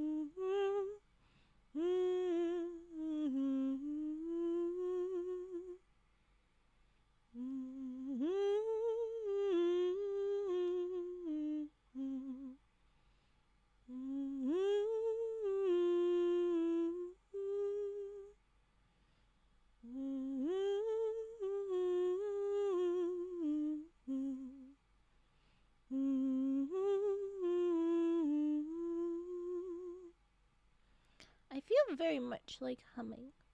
Just a whole bunch of humming right now. You know what? We're gonna do these redeems. I will do all the redeems that you have done. And then we're gonna go back to humming and we're gonna like skip over stories for a little bit. I have determined it will be done. I will hum a bunch. So Gam, if you could go double check on the go to sleep little baby and its copyright, that would be super helpful if I can sing it or not, because it'd be stuck in my head. But yeah, I think I wanna hum. I just want to be kind of eepy. Yeah. Of course, I will have to interrupt that eventually because I should, not fall asleep in my own stream, but we're gonna try. Hi again, Cage. You keep lurking. We're gonna maybe not do stories for a little bit, but either way. So I'm gonna do keys, page flipping, mic arm sharpening, maybe even a um an ad soon. You've fallen asleep in your own stream.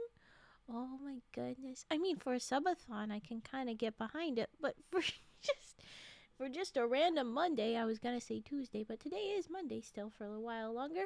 Yeah, I should probably stay awake very briefly, and nobody knew but me. What were you doing where you could fall asleep while you were streaming? Also, I will reiterate, this Cage gets a pass for being able to talk about his stream because it's one of my own mods. It's allowed with him. You get a pass. I actively want to know. I'm gonna do keys, page flip, mic arm, singing bowl, ad, and then we're gonna just do humming for a while. Yeah. Okay. Keys time. Keys. That kind of sounds like I'm saying keys, but no, it's not. Keys. Yee. Playing Minecraft, and if I'm tired enough, things get mundane, repetitive, or peaceful. Aww. Yeah, Minecraft you could fall asleep in, and people would maybe not notice. Maybe they think you're just enjoying the little Minecraft scenery. Okay, here we go. We're doing keys.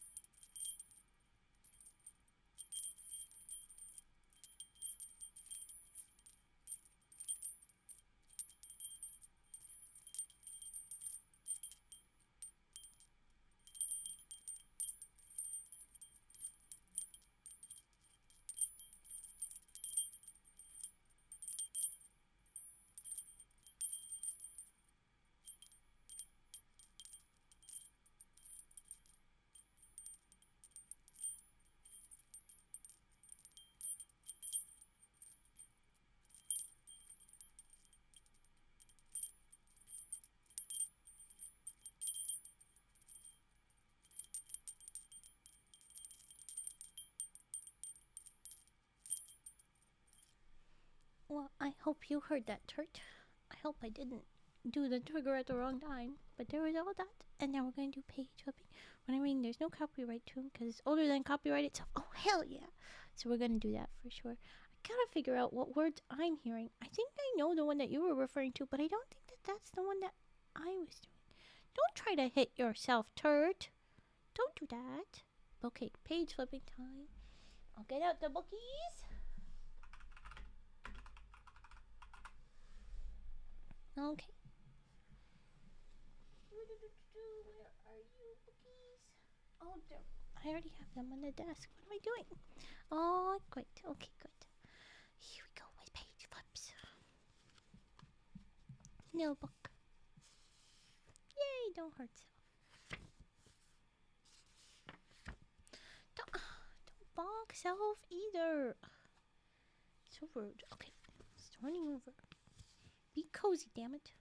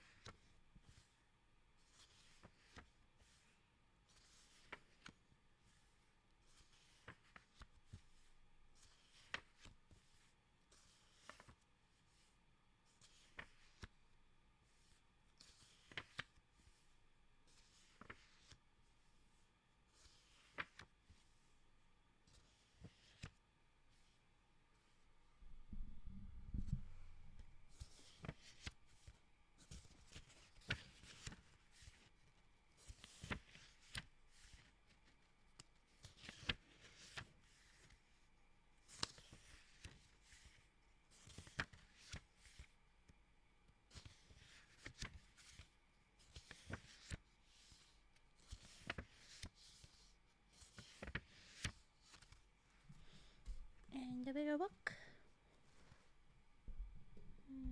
Just make.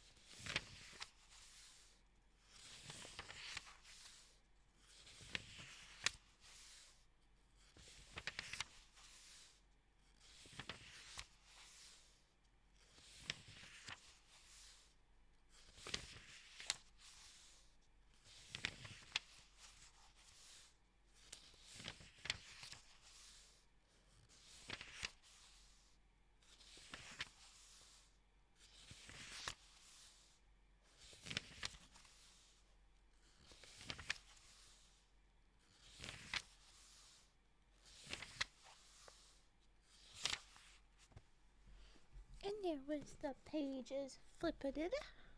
And now mic arm sharpening. Okay. And then singing bowl. I'll do singing bowl first, just because the mic's in a good place for that. And then I'm gonna do mic arm sharpening at the end before we return to some humming for a little while. I think, and this is wild, folks, I think what I'm gonna do is I'm gonna do humming, and I'm gonna pull chat and stuff off of the screen so that I can also do the record it for its own little YouTube 10-minute thing. Isn't that crazy? Oh my goodness. Oh my goodness. I think I will, because we're gonna do it all at once. There's probably gonna end up being like a bunch of different 10-minute hummings, because I could be doing different songs at different times. But yeah, we're gonna try one bout of it, you know? Yeah, okay. But first, like I said, singing bowl and then mic arm sharpening. I'm sorry my reading and writing stream is turning into pretty much just ASMR for a while. But, hey, it's my space. I've always been doing the ASMR in the middle, and I did do some reading, damn it, and I'll get back to reading later. We're having our time. Okay, singing bowl, here we go. Here you go.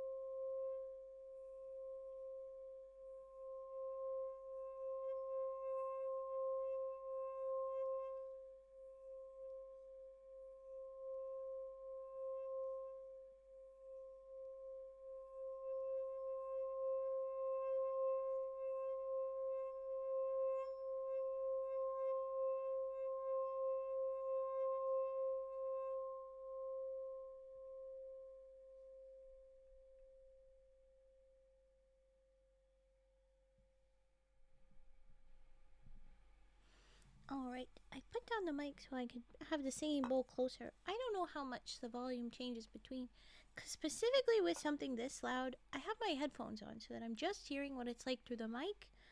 But something this loud, it's loud enough to hear through my headphones, so I can't tell if it's being way too loud or if it's just like a little loud on your end. So I hope that wasn't too quiet. But it felt like it sometimes it feels like the singing bowl is too loud because it's just so resonant. Take over your whole head. So, okay. mic arm sharpening now. Let's do that.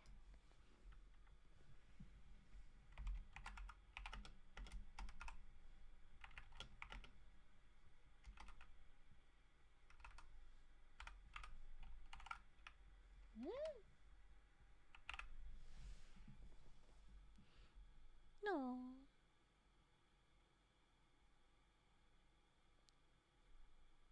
Well, if you're eepy, go ahead and go eep.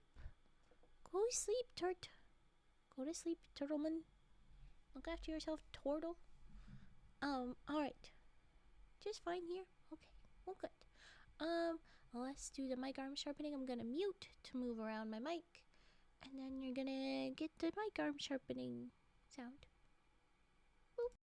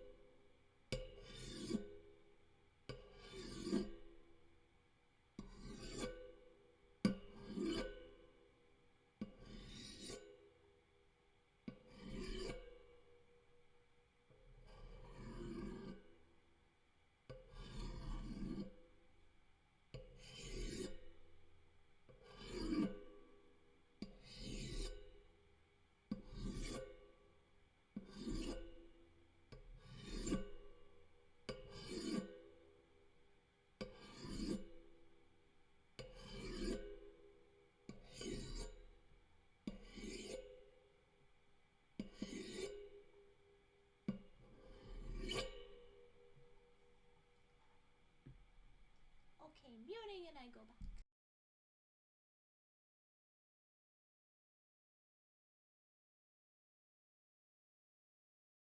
Hello, I am back.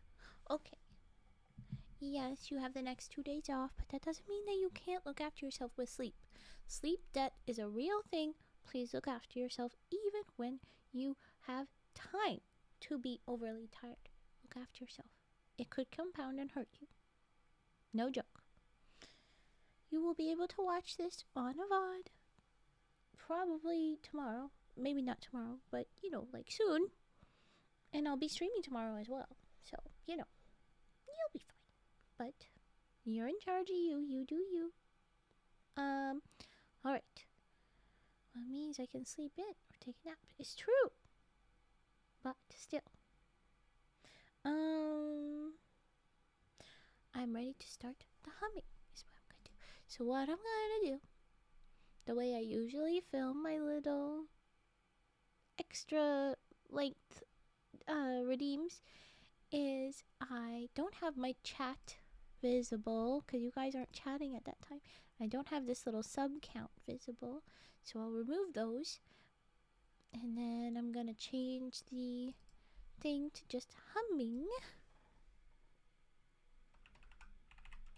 But I do usually have that off as well, and then turn it on after saying hi.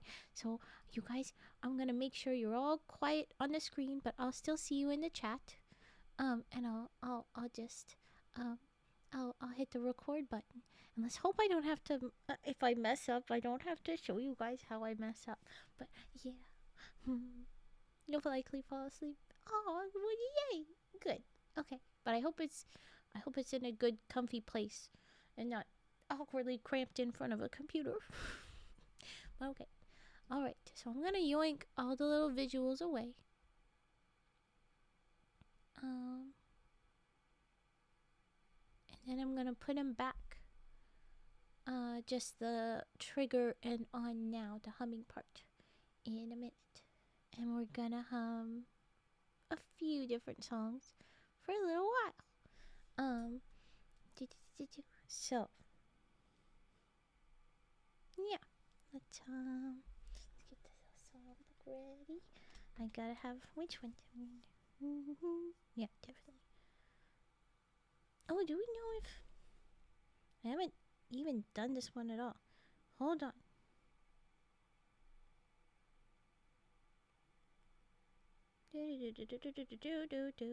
I am making sounds while I wait for this.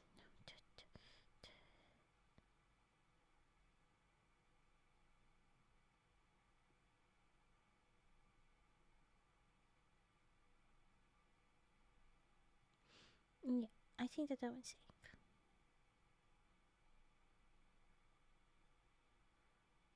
It should be safe. I'm gonna do another one. Okay.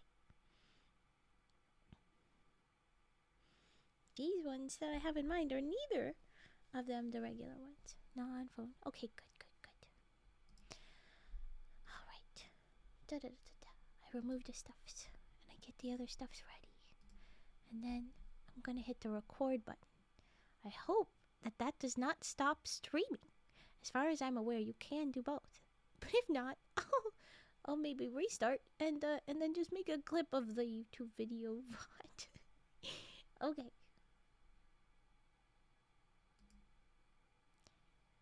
Hi, I'm Raven, and this is going to be some extended trigger humming.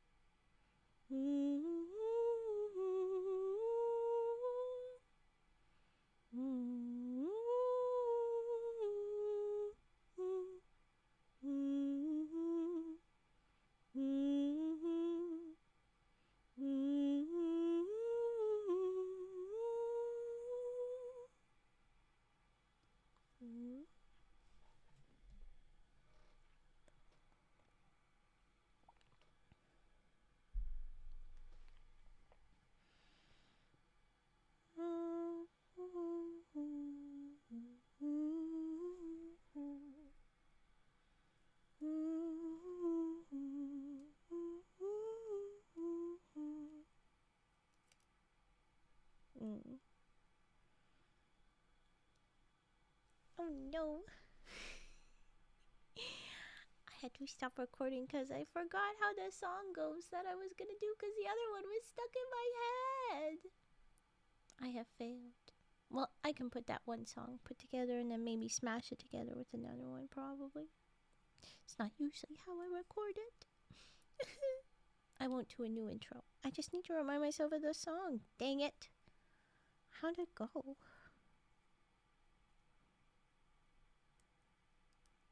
I don't remember the song I was gonna do. I fail. Hi, Slutty Waffle. Well, I can do another one. Right? Right? No, don't tell me I've forgotten both of the lullabies I've got. Not both of the lullabies.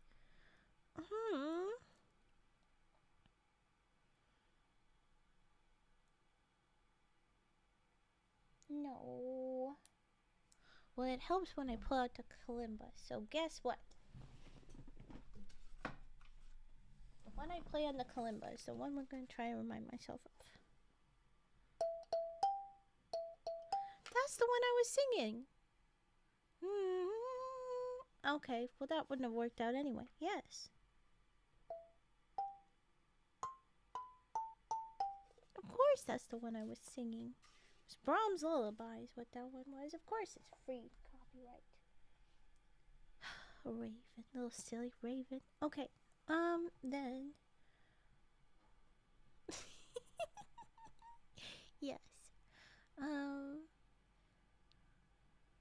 Well, I forgot that one. I'm just gonna have to click one of the next songs. So we're just gonna, when I hit recording again, I'm gonna jump right into the next song as if I didn't stop singing last time, kind of. Alright. Here we go again.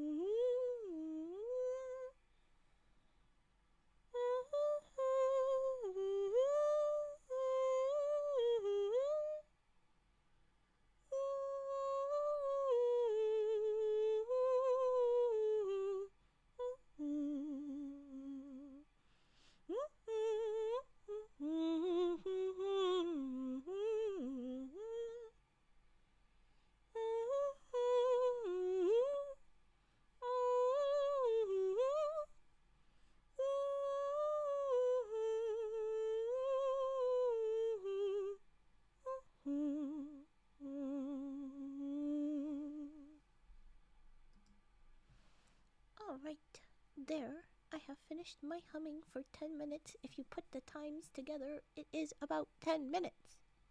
So there's your humming for that. It will probably be a long while before you see that one because I have other ones being uploaded slowly and I still have to put those two together. If I hadn't messed up, maybe I would have been able to upload it sooner, but now I can't. I will be slow. I just know me. I will not get around to putting the two pieces together for a long time. But welcome back to chatting, everybody. I'll bring up the chat again. You can see yourselves. Woohoo! You're back. Yay! You're here. Hi. I'm very glad that it didn't stop the stream when I hit recording. Splicer. I have to make sure I have a thing that does the thing. You assume I have a thing that does the thing. I don't right now have a thing that does the thing. I have to go find a thing that does the thing. I have to do the thing.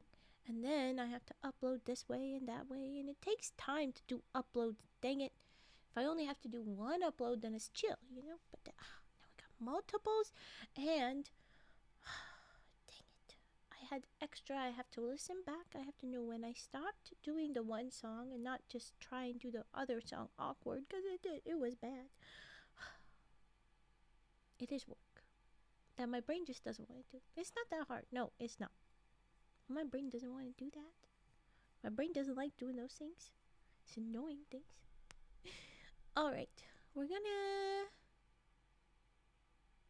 Oh shit, did an ad run and I didn't notice?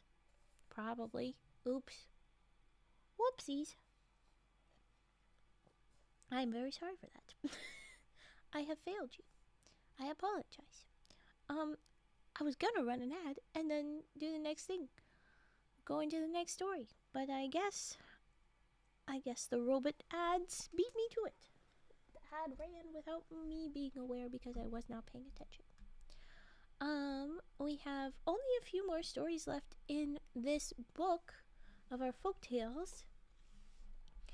Let me go back and check how many more actually. We have 3. Wow. There's only 3 left. How long are each of them? I looked at that one. Okay, that one's a bit longer.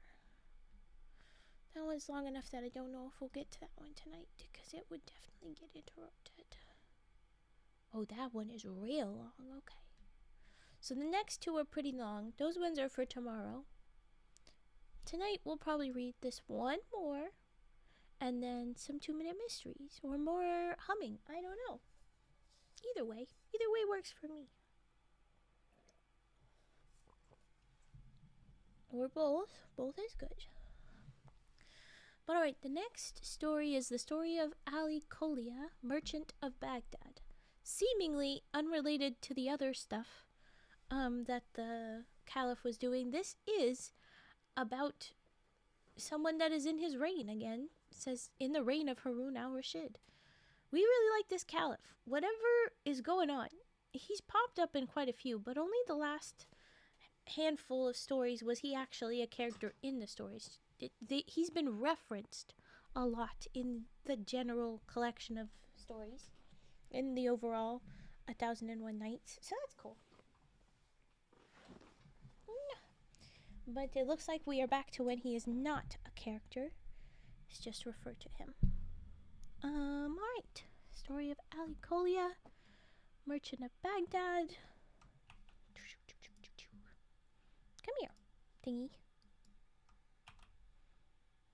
The story of... Oh, right. Oops. Of Ali Kolia.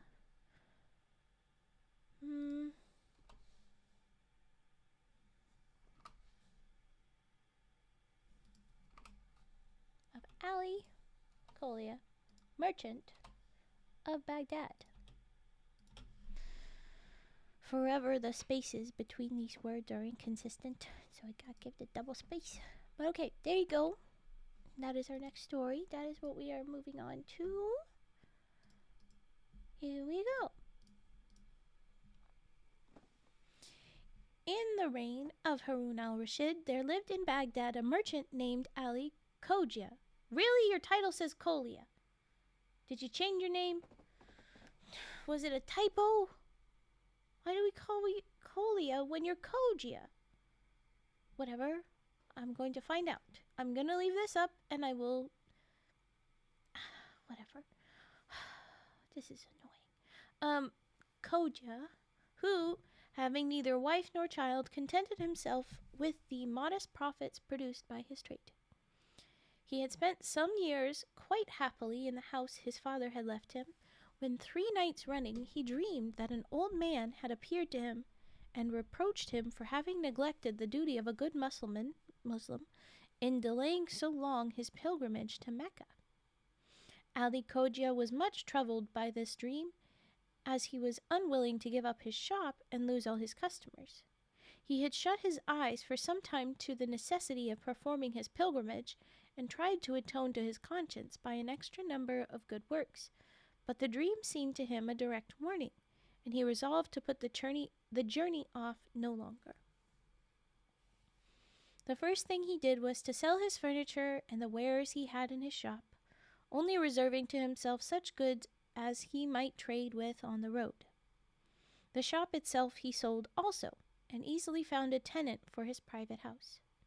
The only matter he could not settle satisfactorily was the safe custody of 1,000 pieces of gold, which he wished to leave behind him. Yeah, that one's tough. After some thought, Ali Cogia hit upon a plan which seemed a safe one. He took a large vase, and placing the money in the bottom of it, filled up the rest with olives. Well, we've seen that before, actually. After corking the vase tightly down, he carried it to one of his friends, a merchant like himself, and said to him, "My brother, you have probably heard that I am staffing with a caravan in a few days for Mecca. I've come to ask whether you would do me a favor to keep this vase of olives for me until I came back." This merchant man has got to know that it's not olives. I mean, why would you hold on to a bunch of olives? Come on. He's got to know something's valuable in there. The merchant replied readily, "Look, this is the key of my shop. Take it and put the vase wherever you like. I promise that you shall find it in the same place on your return." A few days later, Ali Cogia mounted the camel that he had laden with merchandise, joined the caravan, and arrived in due time at Mecca. Like the other pilgrims, he visited the sacred mosque, and after all his religious duties were performed, he set out his goods to the best advantage, hoping to gain some customers along the passers-by. Very soon 2 merchants stopped before the pile, and when they had turned it over, said to the other, if this man was wise, he would take these things to Cairo, where he would get a much better price than he is likely to do here. Ali Cogia heard the words and lost no time in following the advice. He packed up his wares, and instead of returning to Baghdad, joined a caravan that was going to Cairo. The results of the journey gladdened his heart. He sold off everything almost directly and bought a stock of Egyptian curiosities, which he intended selling at Damascus. But as the caravan with which he would have to travel would not be starting for another 6 weeks, he took advantage of the delay to visit the pyramids and some of the cities along the banks of the Nile. Now the attractions of Damascus so fascinated the worthy Ali that he could hardly tear himself away, but at length he remembered that he had a home in Baghdad, meaning to return by the way of Aleppo, and after he had crossed the Euphrates, to follow the course of the Tigris. But when he reached Mosul, Ali had made such friends with some Persian merchants that they persuaded him to accompany them to their native land, and even as far as India. And so it came to pass that 7 years had slipped by since he had left Baghdad, and during all that time the friend with whom he had left the vase of olives had never once thought of him or of it. In fact, it was only a month before Ali Cogia's actual return that the affair came into his head at all, owing to his wife's remark one day that it was a long time since she had eaten any olives and would like some. "That reminds me," said the husband, "that before Ali Cogia went to Mecca 7 years ago, he left a vase of olives in my care. But really, by this time, he must be dead, and there is no reason we should not eat the olives if we like. Give me a light, and I will fetch them and see how they taste." "My husband," answered the wife, "beware, I pray, of your doing anything so base." Supposing 7 years have passed without news of Ali Cogia, he need not be dead for all that, and may come back any day. How shameful it would be to have to confess that you had betrayed your trust and broken the seal of the vase. Pay no attention to my idle words. I really have no desire for olives now, and probably after all this while they are no longer good. I have a presentiment that Ali Cogia will return, and what will he think of you? Give it up, I entreat. Thank you, the wife. Once again, I wish you had a name, but thankfully your husband also is just the merchant, so is even at least. The merchant, however, refused to listen to her advice, sensible though it was. He took a light and a dish and went into his shop. If you will be so obstinate, said his wife, I cannot help it, but do not blame me if it turns out ill. Hello there. When the merchant opened the vase, he found the topmost olives were rotten, and in order to see if the under ones were in better condition, he shook some out into the dish. As they fell out, a few of the gold pieces fell too. The sight of the money roused all the merchant's greed. He looked into the vase and saw that all the bottom was filled with gold. He then replaced the olives and returned to his wife. My wife, he said as he entered the room, you were quite right. The olives were rotten, and I have recorked the vase so well that Ali Cogia will never know that it has been touched. You would have done better to believe me, replied the wife. I trust that no harm will come of it. These words made no more impression on the merchant than the others had done, and he spent the whole night in wondering how he could manage to keep the gold of if Ali Cogia should come back and claim his vase. Very early the next morning he went out and bought fresh new olives. He then corked away the old ones, took out the gold and hid it, and filled up the vase with olives he had bought. This done, he recorked the vase and put it in the same place where it had been left by Ali Cogia. A month after Ali Cogia re-entered Baghdad, and as his house was still let, he went to an inn, because it was still being lent out. Okay. The following day set out to see his friend the merchant, who had received him with open arms and many expressions of surprise. Why would you replace it with fresh olives? You should have gotten I don't understand your thinking. You should get rotten olives, because it would be weird if the olives were still good. Okay, but fine. Many expressions of surprise. After a few moments given to inquiries, Ali Cogia begged the merchant to hand him over the vase that he had taken care of for so long. Oh, certainly, said he. I am only glad I could be of use to you in the matter. Here is the key of my shop. You will find the vase in the place where you left it. Ali Cogia fetched his vase and carried it to his room at the inn, where he opened it. He thrust down his hand, but could feel no money, but still was persuaded that it must be there. So he got some plates and vessels from his traveling kit and emptied out the olives. To no purpose. The gold was not there. The poor man was dumb with horror. Then, lifting up his hands, he exclaimed, Can my old friend really have committed such a crime? In great haste he went back to the house of the merchant. My friend, he cried, you will be astonished to see me again, but I can find nowhere in this vase 1,000 pieces of gold that I placed in the bottom of the olives. Perhaps you may have taken a loan of them for your business purposes. If that is so, you are most welcome. I will only ask that you give me a receipt, and you can pay the money at your leisure. The merchant, who had expected something of the sort, had his reply all ready. Ali Cogia, he said, when you brought me the vase of olives, did I ever touch it? I gave you the key of my shop, and you put it yourself where you liked. And did you not find it in exactly the same spot, and in the same state? If you placed any gold in it, it must be there still. I know nothing about that. You only told me there were olives. You can believe me or not, but I have not laid a finger on the vase. Ali Cogia still tried every means to persuade the merchant to admit the truth. I love peace, he said, and shall deeply regret having to resort to harsh measures. Once more, think of your reputation. I shall be in despair if you oblige me to call in the aid of the law." "Ali Cogia," answered the merchant, "you allowed that it was a vase of olives you placed in my charge. You fetched it and removed it yourself, and now you tell me it contained 1,000 pieces of gold and that I must restore them to you? Did you ever say anything about them before? Why, I did not even know that the vase had olives in it." "What?" "You never showed them to me." "Oh, that's true." "I wonder you have not demanded pearls or diamonds. Retire, I pray you, lest a crowd should gather in front of my shop." By this time, not only the casual passers-by, but also the neighboring merchants were standing around listening to the dispute, and trying every now and then to smooth matters between them. But at the merchant's last words, Ali Cogia resolved to lay the cause of the quarrel before them, and told them the whole story. They heard him to the end, and inquired of the merchant what he had to say. The accused man admitted that he had kept Ali Cogia's vase in his shop, but he denied having touched it, and swore that as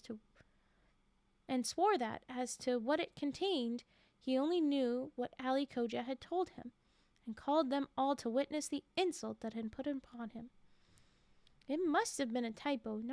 I don't see this going to changing the man's name to Colia, so I'm gonna change that right now. I think that was a typo. Ali Cogia, not Colia.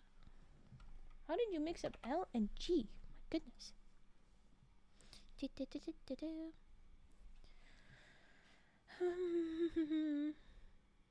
The accused man admitted he kept that. "You have brought it upon yourself," said Ali Cogia, taking him by the arm, "and as you appeal to the law you shall have. Let us see if you dare to repeat your story before the Cadi." Now, as a good Mussulman, the merchant was forbidden to refuse this choice of a judge, so he accepted the test, and said to Ali Cogia, "Very well, I should like nothing better. We shall soon see which of us is in the right." So the two men presented themselves before the Cadi, and Ali Cogia again repeated his tale. I don't know if I'm saying Cadi or Cadi, maybe, I don't know, but Cadi asked what witnesses he had.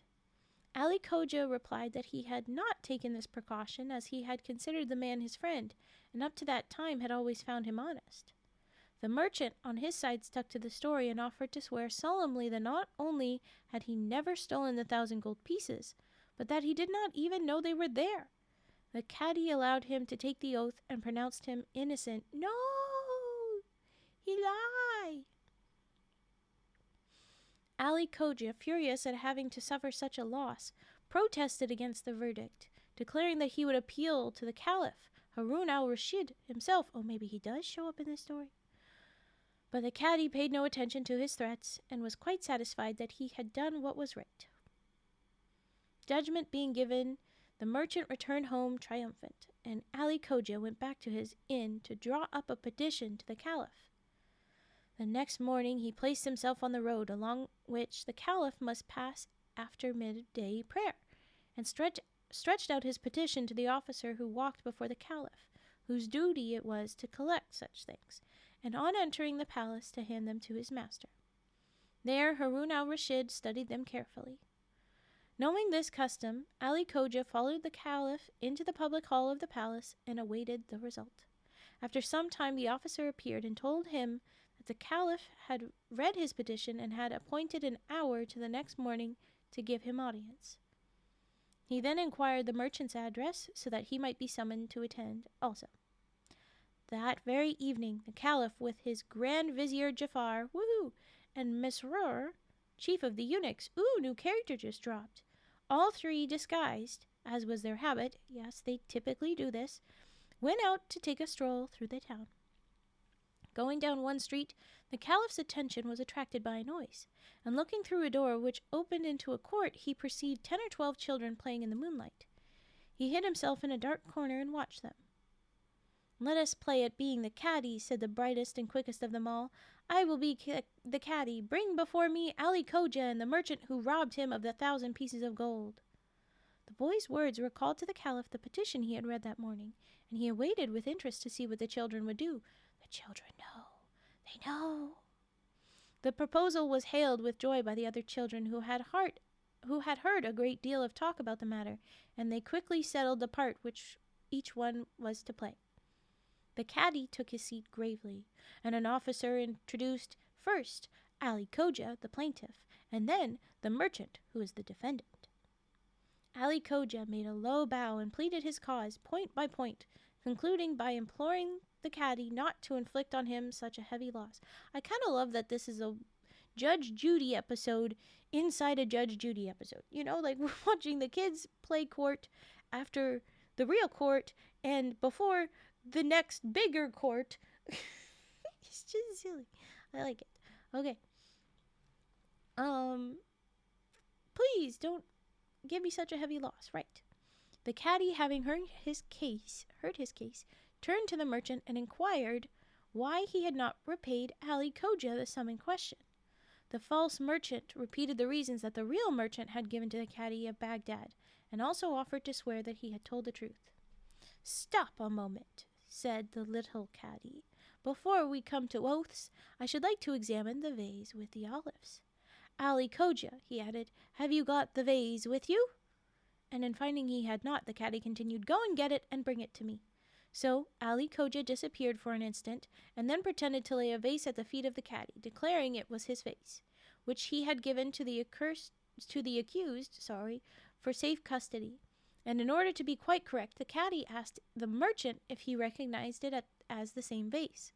By his silence, the merchant admitted the fact, and then the caddy commanded to have the vase opened. Ali Koja made a movement as if he was taking off the lid, and the little caddy on his part made a pretense of peering into a vase. Cute.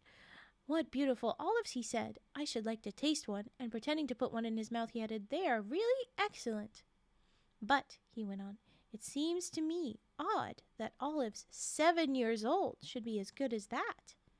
Send for some dealers in olives, and let us hear what they say."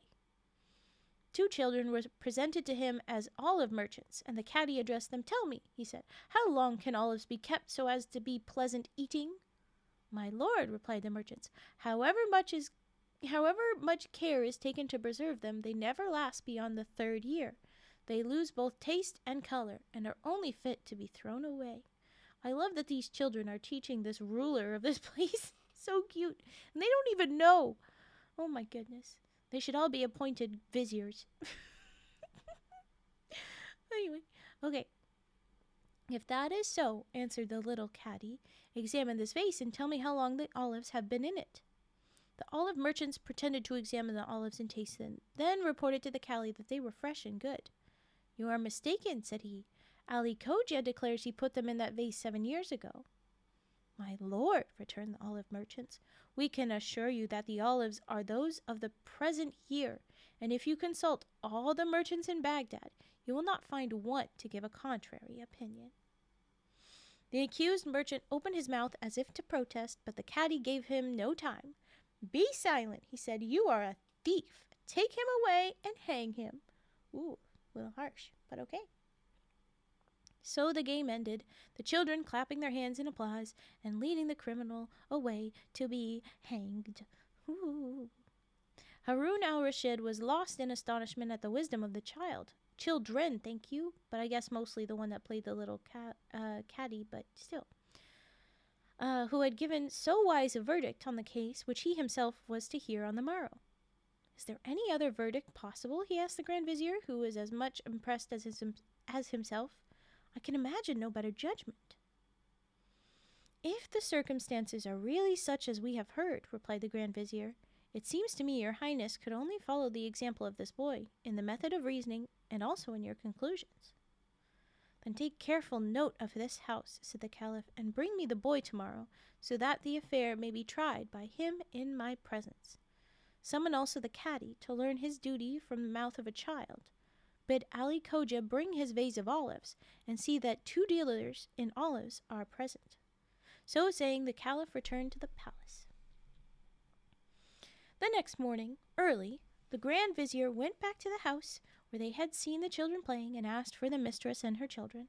3 boys appeared, and the Grand Vizier inquired which had represented the caddy in their game the previous evening. I think you should get the caddy and the 2 olive merchants, because the olive merchants are the ones that were like, yeah, they're bad after 3 years, bro. Can't trust it. Because they also had info. It wasn't just the caddy, but okay, sure. The eldest and tallest, changing color, so he must have gotten very scared, confessed that it was he, and to his mother's great alarm, the Grand Vizier said that he had strict orders to bring him into the presence of the Caliph. God, that's a lot worse than being called to the principal's office. I just gotta say, that's gotta be the most scary thing ever. What? I was just playing a game. Is it illegal to play a game? I'm so sorry. Please don't hang me. No, honey, you're okay. We thought you were really, really smart. But he doesn't know the second part yet. He's scared. Does he want to take my son from me? Cried the poor woman. But the Grand Vizier hastened to calm her by assuring her that she should have the boy again in an hour. Oh, that's good too. She would have been freaking out, yeah. And she would be quite satisfied when she knew the reason of the summons. Oh, good. So she dressed the boy in his best clothes, and the 2 left the house. When the Grand Vizier presented the child to the Caliph, he was a little awed and confused, and the Caliph proceeded... Wait, the Caliph was awed and confused, or the kid was? The way that's worded sounds like it could be either of them. Okay, and the Caliph proceeded to explain why he had sent for him. Approach, my son, he said kindly. I think it was you who judged the case of Ali Koja and the merchant last night? I overheard you by chance and was very pleased with the way you conducted it. Today, you will see the real Ali Koja and the real merchant. Seat yourself at once next to me. This kid is going to be telling everybody about this for the rest of his life. He's going to be bragging to everybody. The Caliph being seated on his throne with the boy next to him, the parties to the suit were ushered in. One by one they prostrated themselves and touched the carpet at the foot of the throne with their foreheads. When they rose up, the Caliph said, Now speak. This child will give you justice, and if more should be wanted, I will see to it myself. Ali Koja and the merchant pleaded one after the other, but when the merchant offered to swear the same oath that he had taken before the caddy, he was stopped by the child, who said that before this was done, he must first see the vase of olives. At these words, Ali Koja presented the vase to the Caliph and uncovered it. The Caliph took one of the olives, tasted it, and ordered the expert merchants to do the same. Did the kid not get a little snack? I think we could give the little kid a snack, no? Okay. They pronounced the olives good and fresh that year. The boy informed them that Ali Koja declared it was 7 years he had placed them in the vase, to which they returned the same answer as the children had done. The accused merchant saw by this time that his condemnation was certain, and tried to allege something in his defense. The boy had too much sense to order him to be hanged, and looked at the Caliph saying, Can I just back up, actually? The kid knew better than to actually kill someone over this. We're getting some wholesome little twists. I very much appreciate this. The Caliph and the justice system is pretty good. Like, the ways that the magic people, the blind guy and the guy that married the woman who became a horse, those 2 didn't really know what they were doing, but the Caliph set them straight, and I'm very pleased with this. It's good to see a justice system working well. Skipping past. Okay. He looked at the Caliph, saying, Commander of the Faithful, this is not a game now. It is for your highness to condemn him to death, and not for me. Oh, no. You should have said don't hang him at all. But okay, fine. I guess it's reasonable in the time. Still. Then the Caliph, convinced that the man was a thief, bade them take him away and hang him, which was done, but not before he had confessed his guilt and the place in which he had hidden Ali Koja's money. His wife must be really pissed off now. The Caliph ordered the caddy to learn how to deal out justice from the mouth of a child, and sent the boy home with a purse containing 100 pieces of gold as a mark of his favor. Oh, hell yeah, he got paid. He didn't get any olives, but he did get money, so that's pretty good. The end. Good for you, little dude. Good for you. Maybe we do have time for that long story. Yeah, I want to save them for tomorrow too. I don't know. Enchanted Horse. Oh, well, shut up, you. Enchanted Horse, or The Story of Two Sisters, or 2 Minute Mysteries, or just some redeems. I don't know. But it is story break, so it is time for redeems. If you would like to redeem anything, please do so now. I appreciate your little gentleman frog. I'm sure that you sent it at a relevant time in the story, but I wasn't fully paying attention. I did see it, but I was like, I don't think that just happened. So I didn't comment on it. But thank you anyway, Cage. I love the little gentleman frog. I worked very hard on his little hat and his mustache. Yes. And what to do at now? We will not have enough story tomorrow if I don't save those two. I could end early, and I could work more on other projects I want to do. Maybe put together the humming. Or we could do another humming. We could do another humming. Let's do another humming. We can do that. And then 2-minute mysteries. I like that plan. Let's do that for the plan. It's good. I roll. I have book. All right. We adjust. And now, all adjusted.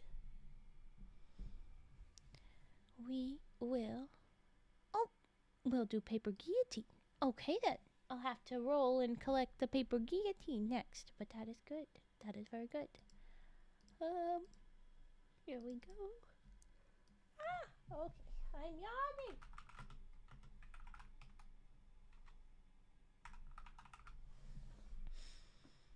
I should be working on things too, but I am notorious for not. Classic. So are you telling me that if I ended stream early, you would get stuff done, or you would just continue to not get stuff done, but have less of an excuse? I know that's how that would work for me, especially if I had bad anxiety earlier. I would very likely, very likely be the latter. Yeah. Okay. Well, let's do paper guillotine slices. You know. And then let's do humming. And then 2-minute mysteries. I didn't know this one piece that came with the thing was magnetic, but this, it's magnetic.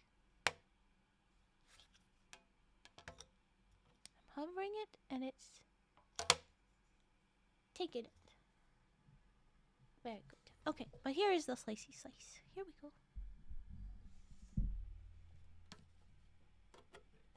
Why am I so little? Stop being little, model. There you go. Okay. Stop. Why are you doing that? Okay, there we go. I think my floor is tilted. I think that's what I'm learning right now. As every time I scoot over, I slowly adjust afterwards.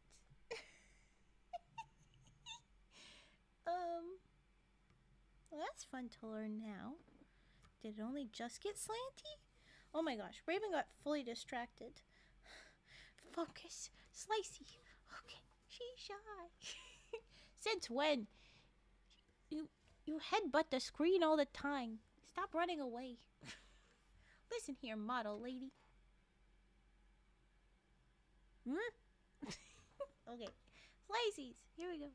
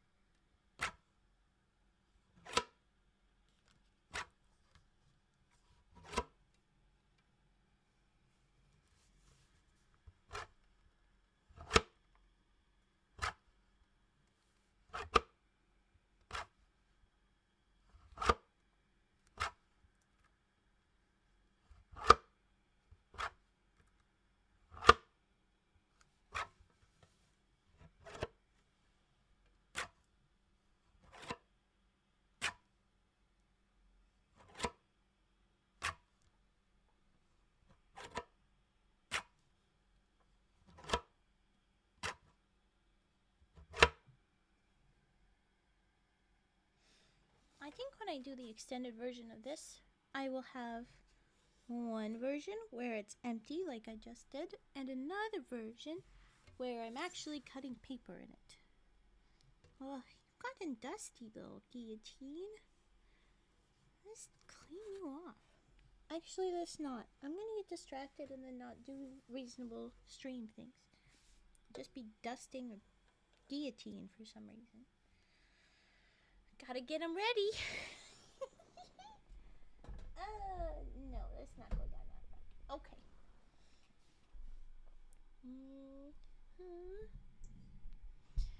Thank you for that redeem, Gam. I plan to do more hummings. So let's pick something else to hum. Let's hope I can get this one in one go. I could try. I'm gonna yoink the things. I'm gonna hydrate beforehand. And after we do this humming, we'll do 2-minute mysteries. Don't forget what was I gonna forget? What was I gonna forget? What am I gonna forget?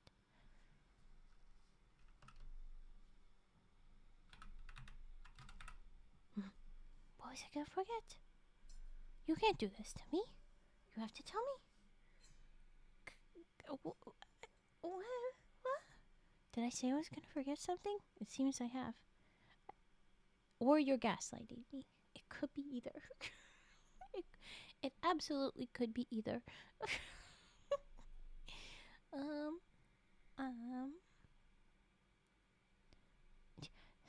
does not give me either. You're not helping. Okay. I will do the humming. Things are ready. And then I get rid of these guys too. Okay, which ones would be this time? I think I will do...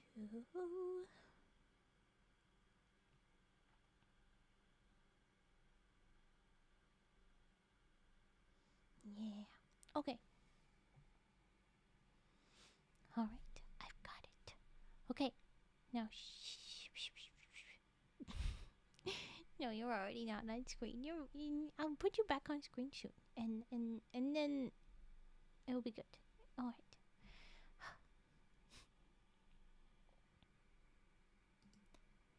Hi, it's me, Raven, and this is going to be an extended humming trigger.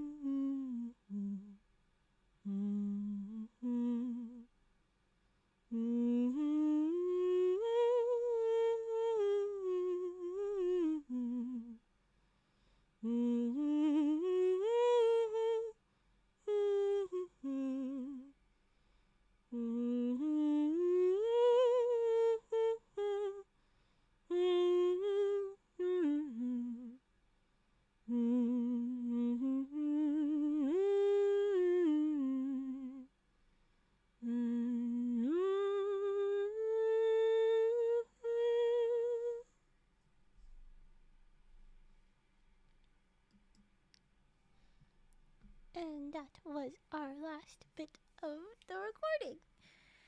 I'm back. I can talk to you. I made that one longer. I felt like they could go a bit longer. Each of those songs that I decided to choose, they were good for that. I decided upon it. Okay, your chat is back. The sub count is back. I'm going to make it reading instead of current trigger because we're moving back to that. And didn't ad run again while I was singing and I didn't notice. God damn it. Whatever. It's too late for me to pay attention.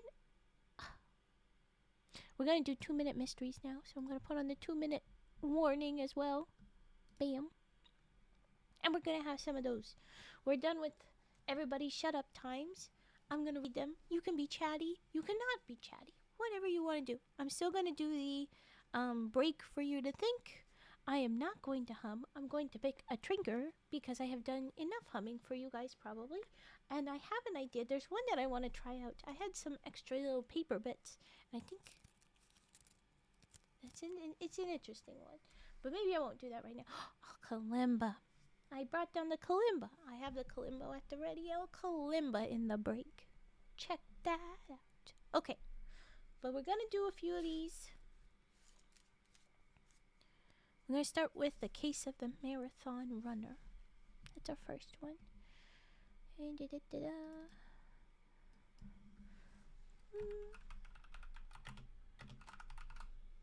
not runer, runner. It's late for you, so good night. Okay, good night. Eat well, Gam. Take care. I hope you have a good rest.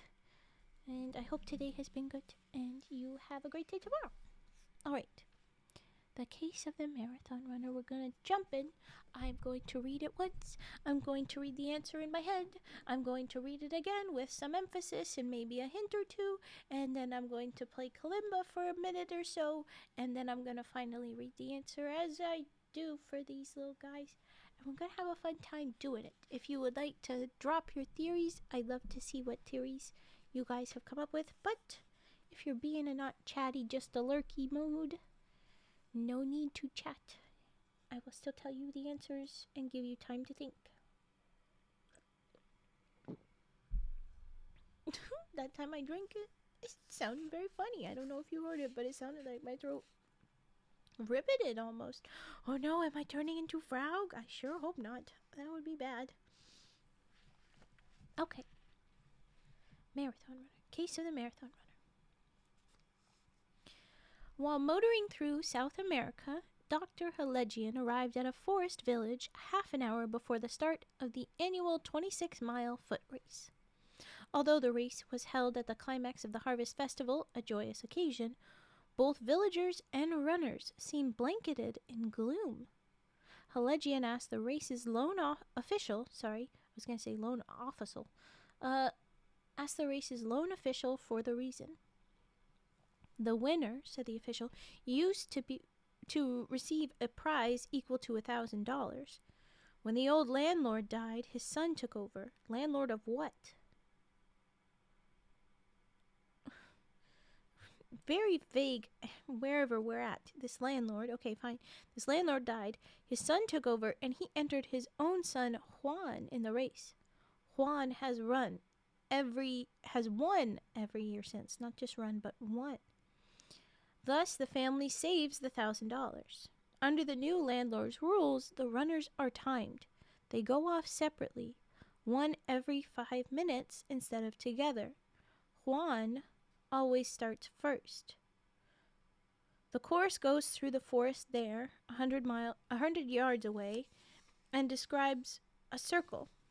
The runners return up the same path to finish at the starting line. I am sure Juan merely runs 100 yards into the woods, hides, and runs out at the proper time. I am only the official. As I come from another village, I do not fear the landlord. I would like to prove Juan cheats, but no one will help me.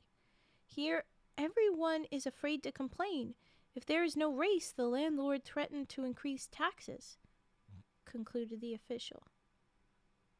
You don't need any help but a tape measure, said Halegian, before the race.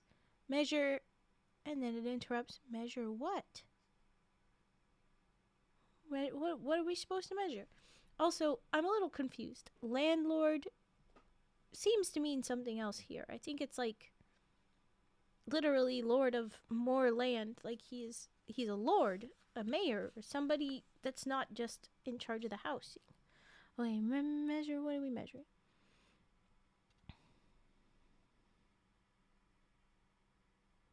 Ooh. This is an interesting fact that I don't know how much I trust it and definitely feels weird. I don't think you're gonna get this one. I'll say there's nothing for me to really emphasis in this. There's no hints within this. It's just a do you know this fun fact or not? I will reread it again for giving you time to maybe think of it, but it is a running thing. There you go. That's your hint. While motoring through South America, Dr. Halegian arrived at a forest village half an hour before the start of the annual 26-mile foot race. Although the race was held as the climax of the Harvest Festival, a joyous occasion, both villagers and runners seemed blanketed in gloom. Halegian asked the race's lone official for the reason. The winner, said the official, used to receive a prize equal to $1,000. When the old landlord died, his son took over, and he entered his own son, Juan, in the race. Juan has won every year since. Thus, the family saves the $1,000.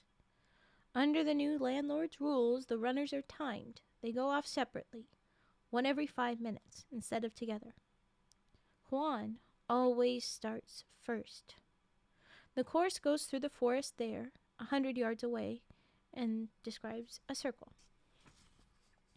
The runners return up the same path to finish at the starting line. I am sure Juan merely runs 100 yards into the woods, hides, and runs out at the proper time. I'm the only official. As I come from another village, I do not fear the landlord. I would like to prove Juan cheats, but no one will help me.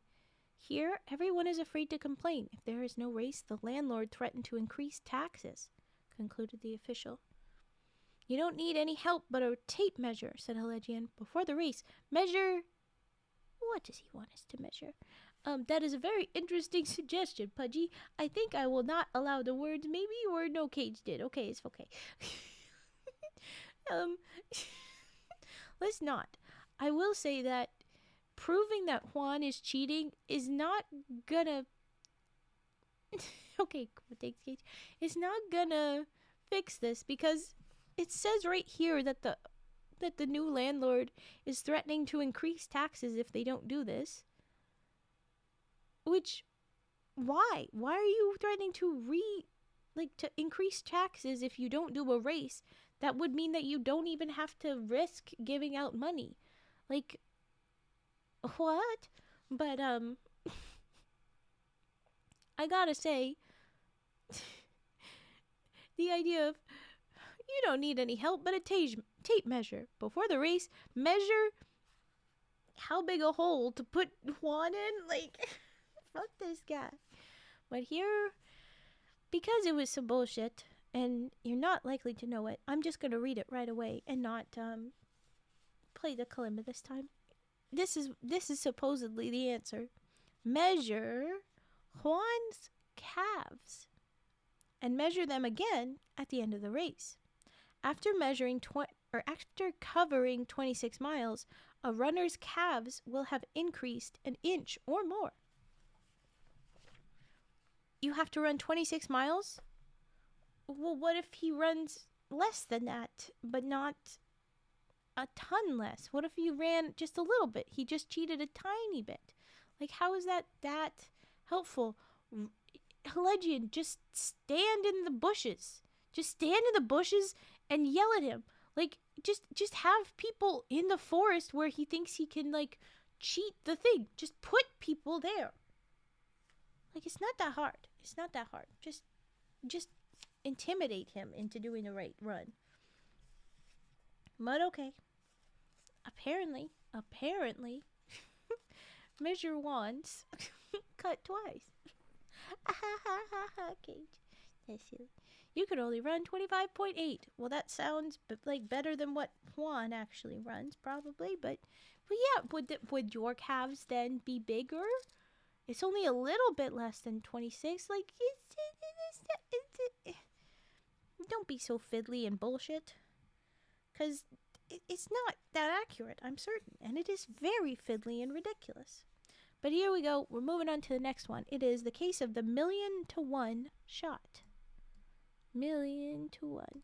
So we do. How many L's? I did too many L's. Million. This is how they wrote it.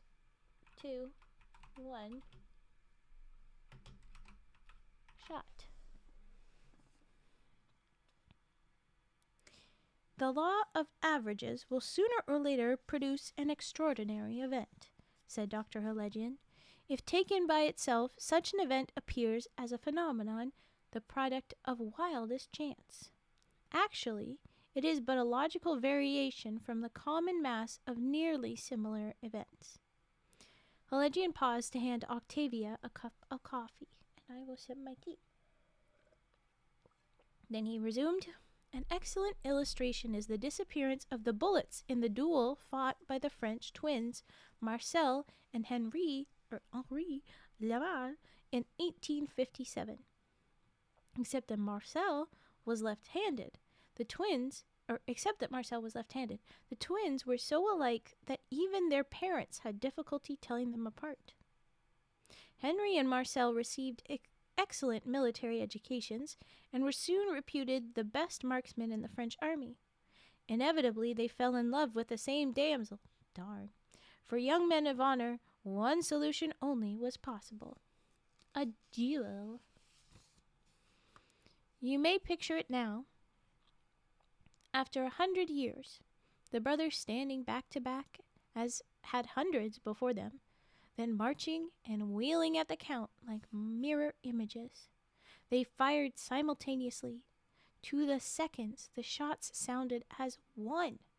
By a miracle, the brothers weren't scratched, though both confessed to having aimed to kill.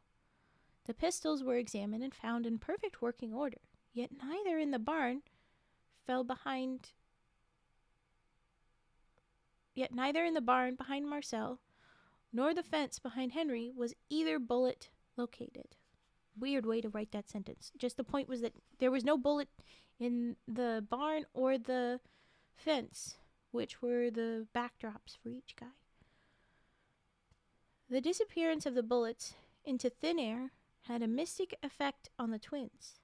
They resigned their commissions. As the object of the duel ran off with a Hungarian nobleman, they married twin sisters of a merchant of Marseille. Now, I've given you the clues, the law of averages and the similarity of the twins. Octavia, my dear, concluded Helegian, you should have no trouble in determining what really happened to the 2 bullets. Well, that sounds like it's just gonna be some bullshit where, like, something that never happened. And there's 500 different something that never happens. Yeah. The one I thought of is what they say it is, but I'm just like, there could have been plenty of things, but fine. I mean, one idea that came to my mind would be pretty obvious, but you know, if there had been a ridiculous circumstance, it could have happened. Anyway, okay. I'm sure you guys will get this one. I won't even wait for the kalimba on this one either. We're just going to read it, so you have time to think about it now. How did there be no bullets found? That's all we gotta wonder. 1,000,000 to 1 shot. The law of averages will sooner or later produce an extraordinary event, said Dr. Helegian. If taken by itself, such an event appears as a phenomenon, the product of wildest chance. Actually, it is but a logical variation from the common mass of nearly similar events. Helegian paused to hand Octavia a cup of coffee. Then he resumed. An excellent illustration is the disappearance of the bullets in the duel fought by the French twins Marcel and Henri Laval in 1857. Except that Marcel was left-handed, the twins were so alike that even their parents had difficulty telling them apart. Henri and Marcel received excellent military educations and were soon reputed the best marksmen in the French army. Inevitably, they fell in love with the same damsel. For young men of honor, only one solution was possible: a duel. You may picture it now, after 100 years. The brothers standing back to back, as had hundreds before them, then marching and wheeling at the count like mirror images. They fired simultaneously, to the seconds. The shots sounded as one. By a miracle, the brothers weren't scratched, though both confessed to having aimed to kill. The pistols were examined and found in the perfect working order. Yet neither in the barn behind Marcel, nor in the fence behind Henry, was either bullet located. There were no bullets found. The disappearance of the bullets into thin air had a mystic effect on the twins. They resigned their commissions. As the object of their duel ran off with a Hungarian nobleman, they married twin sisters of a merchant in Marseille. Now, I've given you the clues, the law of averages, and the similarity of the twins. Octavia, my dear, concluded Helegian, you should have no trouble in determining what really happened to the two bullets. What? Well, of course, Pudgy. They shot each other's bullets. The bullets hit each other and fused and fell on the ground below, which is ridiculous. The one thought would have been pretty obvious. You probably would have noted it. But they did find the bullets then. They found it on the ground if they know that they fused. Because otherwise you could say that, they both just had actually really ridiculous aim and fired fully into the ground. Or there was a bird that flew in between and caught both bullets. Oops, and the bird fell on the ground. There could be kind of other things. But, yeah, sure.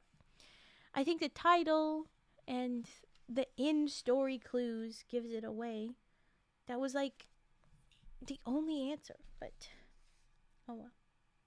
So these were not very difficult, these ones. They're just weird. They're not the best of the 2-minute mysteries options here.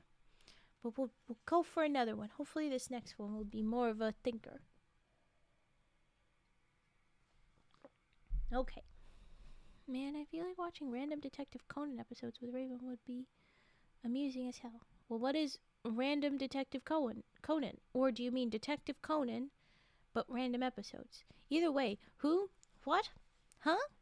Huh? I understand why. Okay, missing fingerprints now. Nope. Here we go.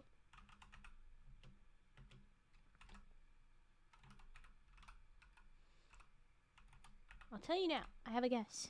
They wiped off the thing. But how? Pudgy, by ridiculous luck. The thing he was saying, the law of averages. There's got to be some place, somebody where it's a ridiculous thing. Ladder. It's a very long, ongoing mystery anime manga. Of course. Yeah. It's just, the title said it all. 1,000,000 to 1 shot. Yeah. It's probably is 1,000,000 to 1. Okay. Here we go. Missing fingerprints. Ooh. This is the beginning of where pages got accidentally bookmarked because somebody must have smushed the book. But when you look at just this one, it looks like it was intentionally bookmarked. But then all the other ones behind it prove, oh no, you just got kind of smushed. Anyway, so maybe this is a good one. I love that law. By that law, you could feasibly lay down on your bed and just phase through it. Yeah, because there's a chance that all your molecules could align just right. Yep, in theory. Well, eventually it'll happen. It'll happen at some point. Maybe it already happened, and that's why we get some of these magic stories in all of our folktales and stuff. I saw a man walk through a wall, I promise you. Okay, but that was just Molecule Joe that lined up once. He never did it again, and he got kind of half stuck in there. We had to break him out. And I'm pretty sure his leg is half wooden now. I don't know. We're going to do missing fingerprints. Here we go. A young farmer responding to a radio bulletin describing the stolen car used by 4 masked men in the holdup of the First National Bank reported that the car had been abandoned near his farm.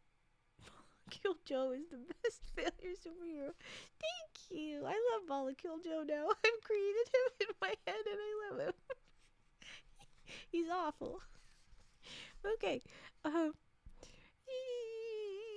Okay, so this car that these four masked men held up a bank with, which, oh no, probably just in the escape. I'm like, wait, did they use a car? Did they use a car?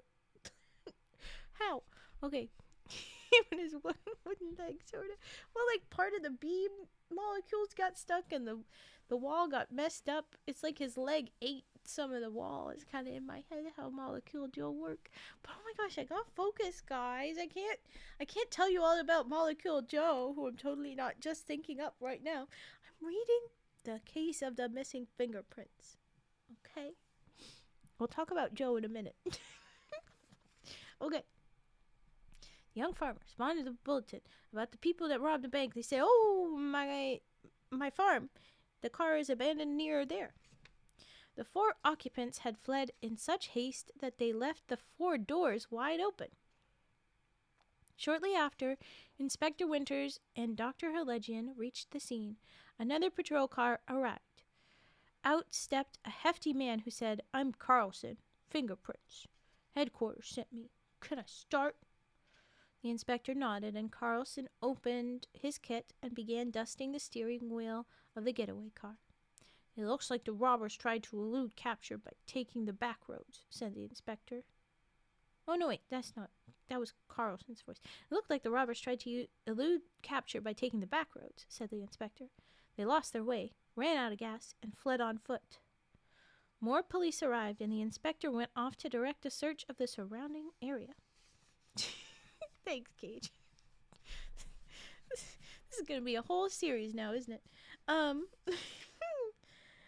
Helegian was examining the ground for clues when Carlson finished. "I found several prints on the front of the hood and on the gas cap," they said. "They probably belong to the real owner or a gas station attendant. The rest are smudged." "Too bad," muttered Helegian. His brows knitted thoughtfully as he watched Carlson open the door of his patrol car and climb in. Suddenly, Helegian shouted to one of the officers, "Stop that man!" I'm glad I gave him a dumb voice, because apparently he's the bad guy. I will read silently.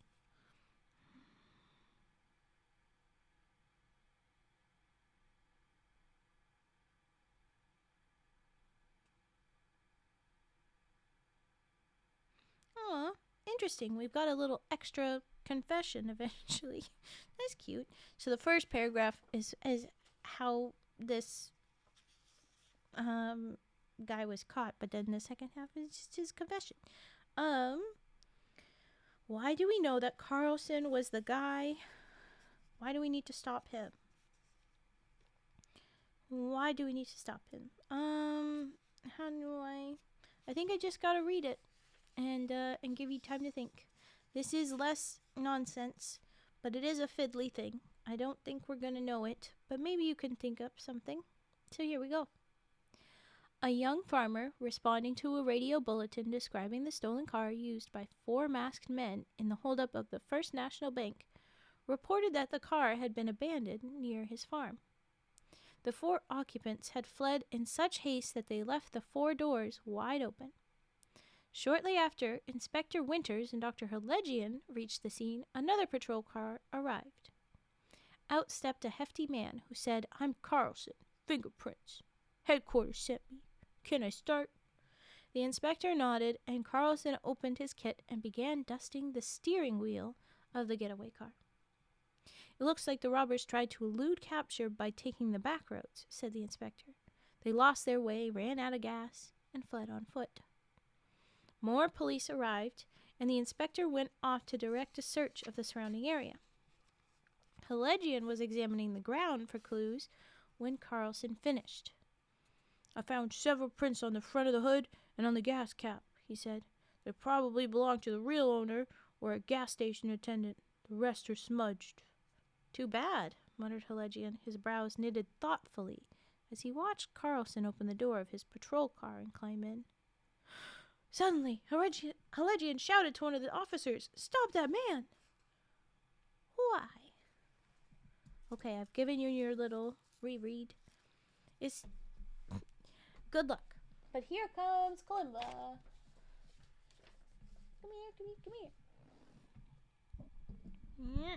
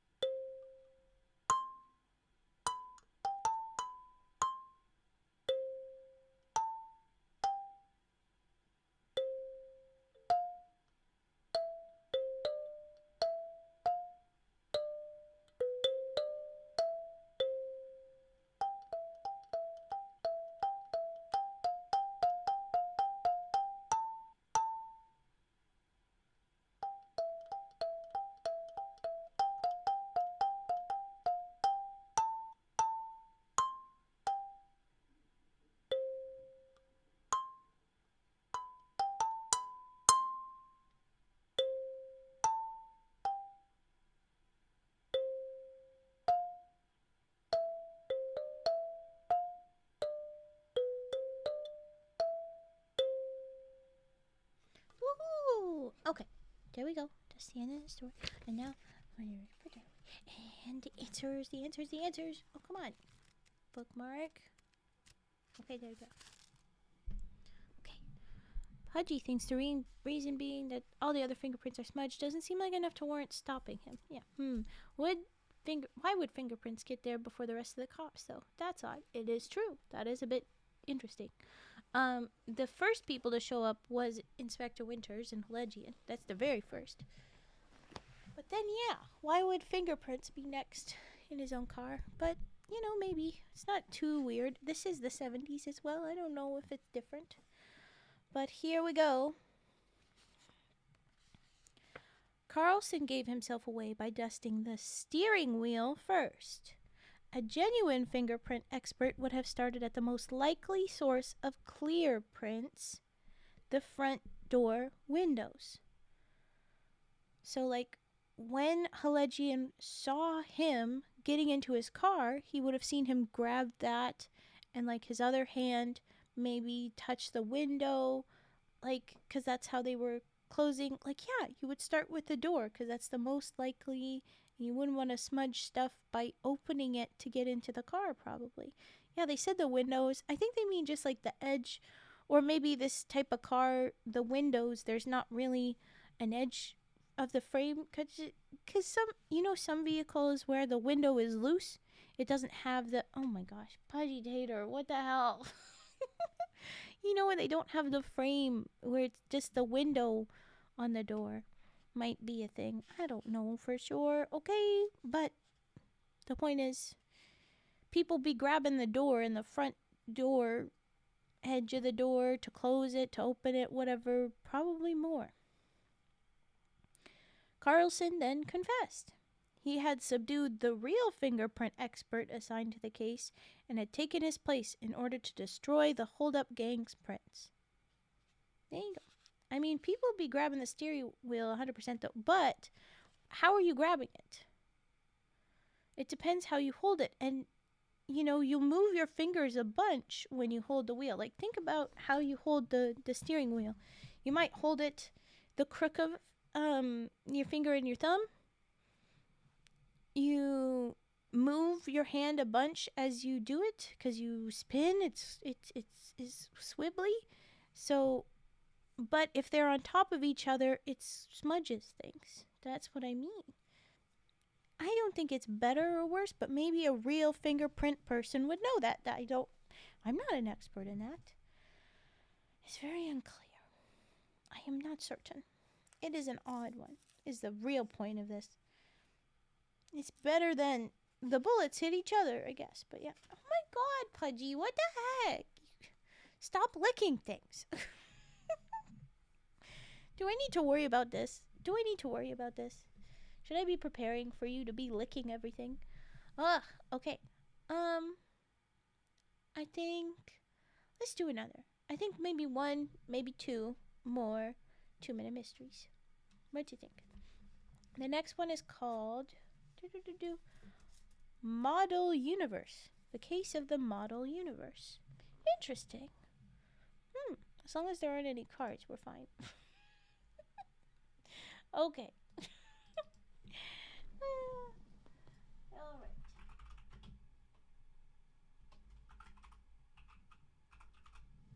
Case of the Model Universe.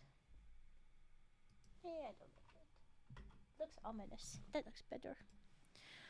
Okay. Here we go. What's it now? Asked Dr. Helegian. A uranium mine? Sunken bullion? Or a pill that converts dishwater into high-octane gasoline? Wouldn't that be useful? Nothing as paltry as that, old chap, answered Bertie Tilford, a young Englishman with more get-rich-quick ideas than fleas on a monkey. Well, that's a lot of fleas. So you're a Brit, but you're a scammy a bit kind of a Brit. I'm investing in the universe. Bertie paused to observe the effect of his words. Then he qualified, or at least as much of the universe as can be seen by our most powerful telescopes. Helegian merely registered skepticism. It's the coming thing, the universe, said Bertie. 5 centuries ago, man stood on the threshold of vast discoveries. Columbus brought back reports of the New World. Today, man stands on the threshold of thousands of new worlds. You're planning to buy stock, guessed Helegian. On Mars or Venus? On this, exclaimed Bertie. With a regal gesture, he produced a tiny ball. It proved a beautifully wrought 1/2-inch model of the Earth. Professor Stanford T. Platt is going to build a model of the universe as accurate as modern science allows. We'll show it in stadiums and indoor arenas like Madison Square Garden. It'll be educational. It's not going to go those places. It's going to be in schools. Like, that's not how that went. That's not how that go. And costly, muttered Helegian. You've got to spend to make, returned Bertie. Professor Platt is trying to raise $1 million. He'll need to manufacture thousands of stars and planets and moons and whatnot. But it'll be a sensation. Every school child in America will want to see this exhibit. Every man and woman. I'm going to buy 50 shares at $100 apiece. And lose every penny of it, said Helegian. What was wrong with the scheme? I will read.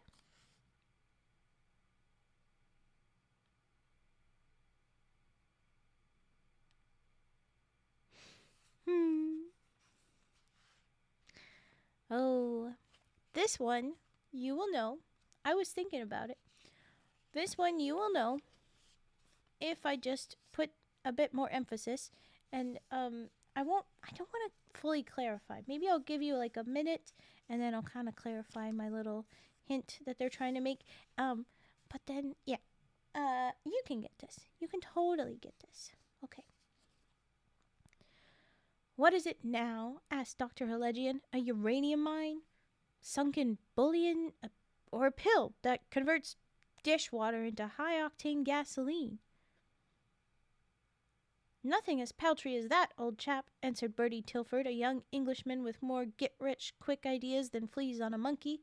I'm investing in the universe. Bertie paused to observe the effect of his words, then he qualified. Or at least as much of the universe as can be seen by our most powerful telescopes. Helegian merely registered skepticism. It's the coming thing, the universe, said Bertie. 5 centuries ago, man stood on the threshold of vast discoveries. Columbus brought back reports of the New World. That's a bit bullshit, by the way. Today, man stands on the threshold of thousands of new worlds. You're planning to buy stock, guessed Helegian, on Mars or Venus. On this, exclaimed Bertie. With a regal gesture, he produced a tiny ball. It proved a beautifully wrought 1/2-inch model of the Earth. Professor Stanford Professor Stanford T. Platt is going to build a model of the universe as accurate as modern science allows. We'll show it in stadiums and indoor arenas like Madison Square Garden. It'll be educational. And costly, muttered Helegian. You've got to spend to make, returned Bertie. Professor Platt is trying to raise $1 million. He'll need to manufacture thousands of stars and planets and moons and whatnot. But it'll be a sensation.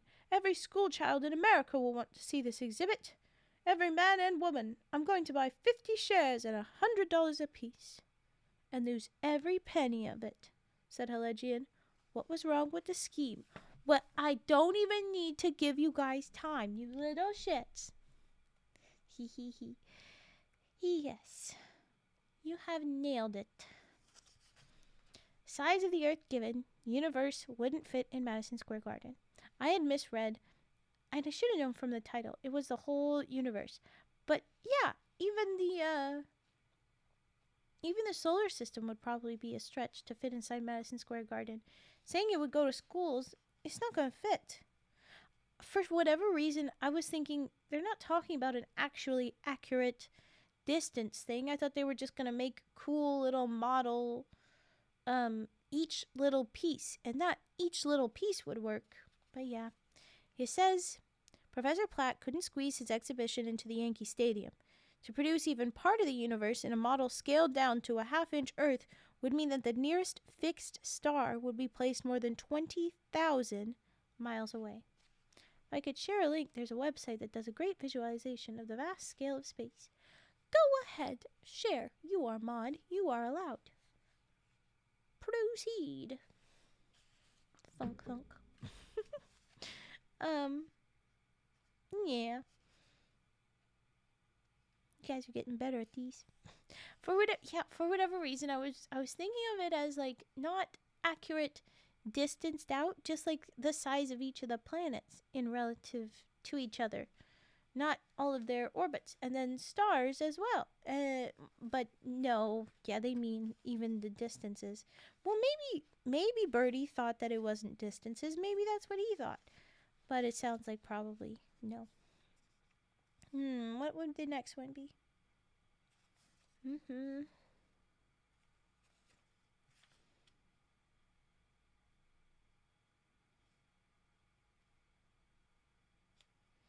Yeah, we're going to go with one more. The Case of the Mugged Secretary. And then this is it. Then we are wrapping up. Okay, Mugged Secretary.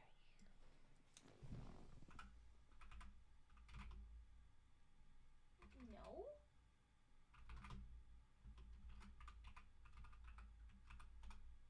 Yes. Okay. Well, oh, because I accidentally clicked. I was like, murdered uncle? No, that's next time. So next time we do 2-minute mysteries, there's a murdered uncle in it for you. Okay, no. All right. Mugged secretary. The body of Shirley Tanner, secretary to airline president, was found in the alley behind the Wright printers. Police theorized that she was the victim of a mugger who, growing desperate at her struggles, strangled her. Her pocketbook, emptied of cash, was discovered in a garbage pail at the end of the alley. Investigation disclosed that around noon on the day of her death, a typed note had been left on the desk of a co-worker, Julie Byers. Inspector Winters showed Dr. Helegian the note. It read, Julie, I accidentally spilled indelible ink on all the stationery in stock. I feel so badly that I'm going to the Wright printers to have more printed at once. I'll be back at 2. Shirley. Somebody could have spilled the ink, typed the note, and got Miss Tanner's fingerprints on the sheet, all after she was killed. Somebody, said Helegian, who wanted her death to look like the unfortunate outcome of a mugging. Miss Tanner could leave her office without being seen, said the inspector thoughtfully, and the note was left while the other girls were at lunch. But what grounds have you for suspecting a carefully planned, premeditated murder? The faked clue, snapped Helegian. What was the clue? As in that it was a faked clue, I guess. So Inspector Winters like, what? Okay, yeah. But Helegian's like, nah, nah, nah, buddy. It's all bullshit. Yeah.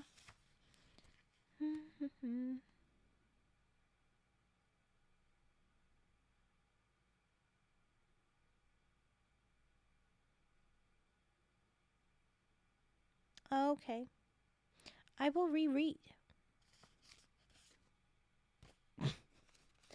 I, I don't know how accurate this is. I think it's interesting. Wait, what? Yeah, sure. Why dispose of the wallet but not the body for one? Well, maybe, but I guess because that makes it look more like mugging. Because a mugger wouldn't take the time. But I don't know how much I agree with this one. But maybe back in the times, it would have been more accurate. So take yourself back to when there were secretary pools and such. Yay. The case of the mugged secretary. The body of Shirley Tanner, secretary to an airline president, was found in the alley behind the Wright printers. Police theorized that she was the victim of a mugger who, growing desperate at her struggles, strangled her. Her pocketbook, emptied of cash, was discovered in a garbage pail at the end of the alley. Investigation disclosed that around noon on the day of her death, a typed note had been left on the desk of a co-worker, Julie Byers. Inspector Winters showed Dr. Helegian the note. It read, and I will be saying everything. Oh my gosh. Julie, correct spelling, Julie's name. I accidentally, not accidentally, accidentally, not accidentally, spilled indelible ink on all the stationery in stock. I think stationery also is misspelled. I feel so badly that I'm going to the Wright printers to have more printed at once. I'll be back at 2. Surely. She spelled her own name right, too. And the Wright printers. Somebody could have spilled the ink, typed the note, and got Miss Tanner's fingerprints on the sheet, all after she was killed. Somebody, said Helegian, who wanted her death to look like the unfortunate outcome of a mugging. Well, Miss Tanner could leave her office without being seen, said the inspector thoughtfully, and the note was left while the other girls were at lunch. But what grounds have you for suspecting a carefully planned, premeditated murder? The faked clue, snapped Helegian. What was the fake clue? Why would a professional secretary be typoing a note? Exactly. It's hard because you guys would have been able to see it maybe, and then, that's misspelled, but I didn't notice it. So, had Miss Tanner, the secretary to an airline president, written the note, she never would have made 3 elementary errors. Well, I don't know. Maybe she's crappy at her job. But yeah, she probably wouldn't be that crappy. She's a president's secretary.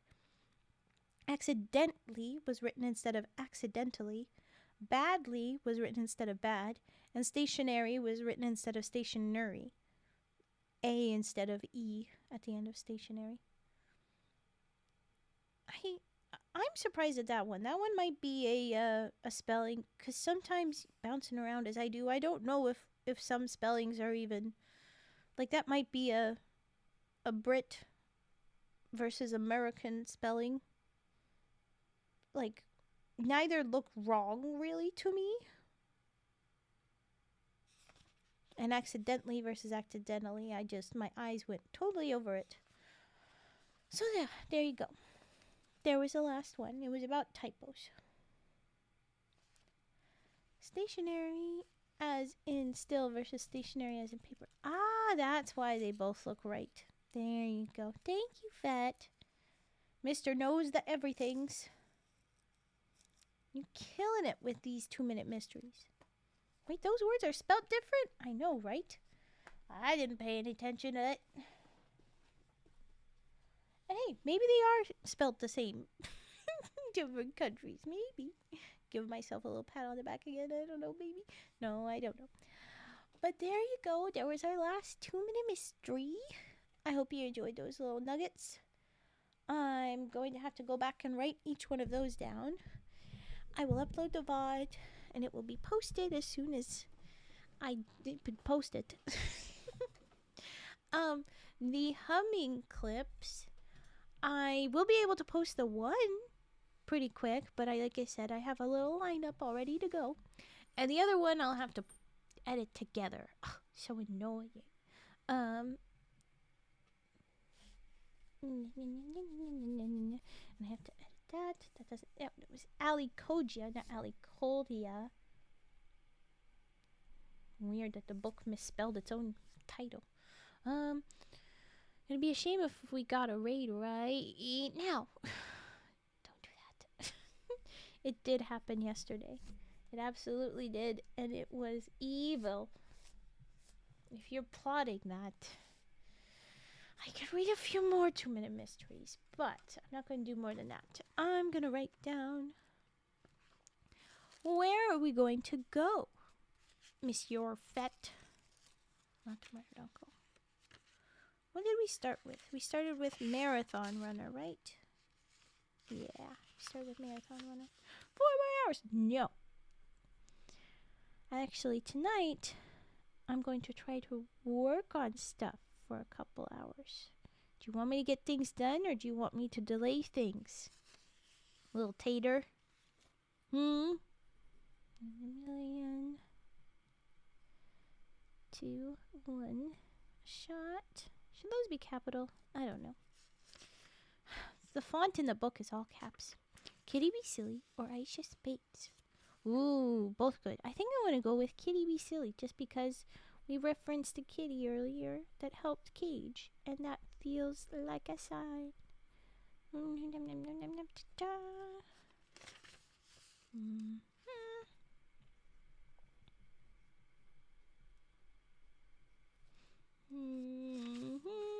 And the final one was mugged. Secretary. Okay. Alright. We will copy these raid messages. Yes. If you have emotes, copy the first one. If you do not have emotes because you're not subscribed, do the second one. Should work. Why am I getting a rainbow wheel of death? Oh my gosh, that scared me, you little shit. Don't do that. Don't do that, computer. Is it because we recorded stuff? Is that why? I'm sorry. Okay. But we are going to Kitty Be Silly. Kitty. Kitty. Who be silly. Yeah. I hope everybody has a good night. If you're going eep, and it is night. Oh, god damn it, this again. I hope you eep well then. Oh, it looks like he's giving little headbutt or kiss to the camera. Oh, don't do this to me again. Evil rainbow wheel of death. Oh, is that what's happening? Okay, I'm just gonna have to copy raid messages after. I'm just not being able to pull that off. I'm not being able to do anything. Oh. My computer is being overwhelmed. We're gonna have a very slow leaving. I haven't hit the button yet on purpose so that I can still be going with you guys. Well, I was saying, thank you for watching. I hope you have a good day, night, whatever time zone, happy time zone. Eat well if that's where you're headed. Take care of yourselves. And I think we're just gonna have to start our raid over. It's just gonna have to happen. Ruh-roh. Yeah, a little bit. Oh, now are we cooperating?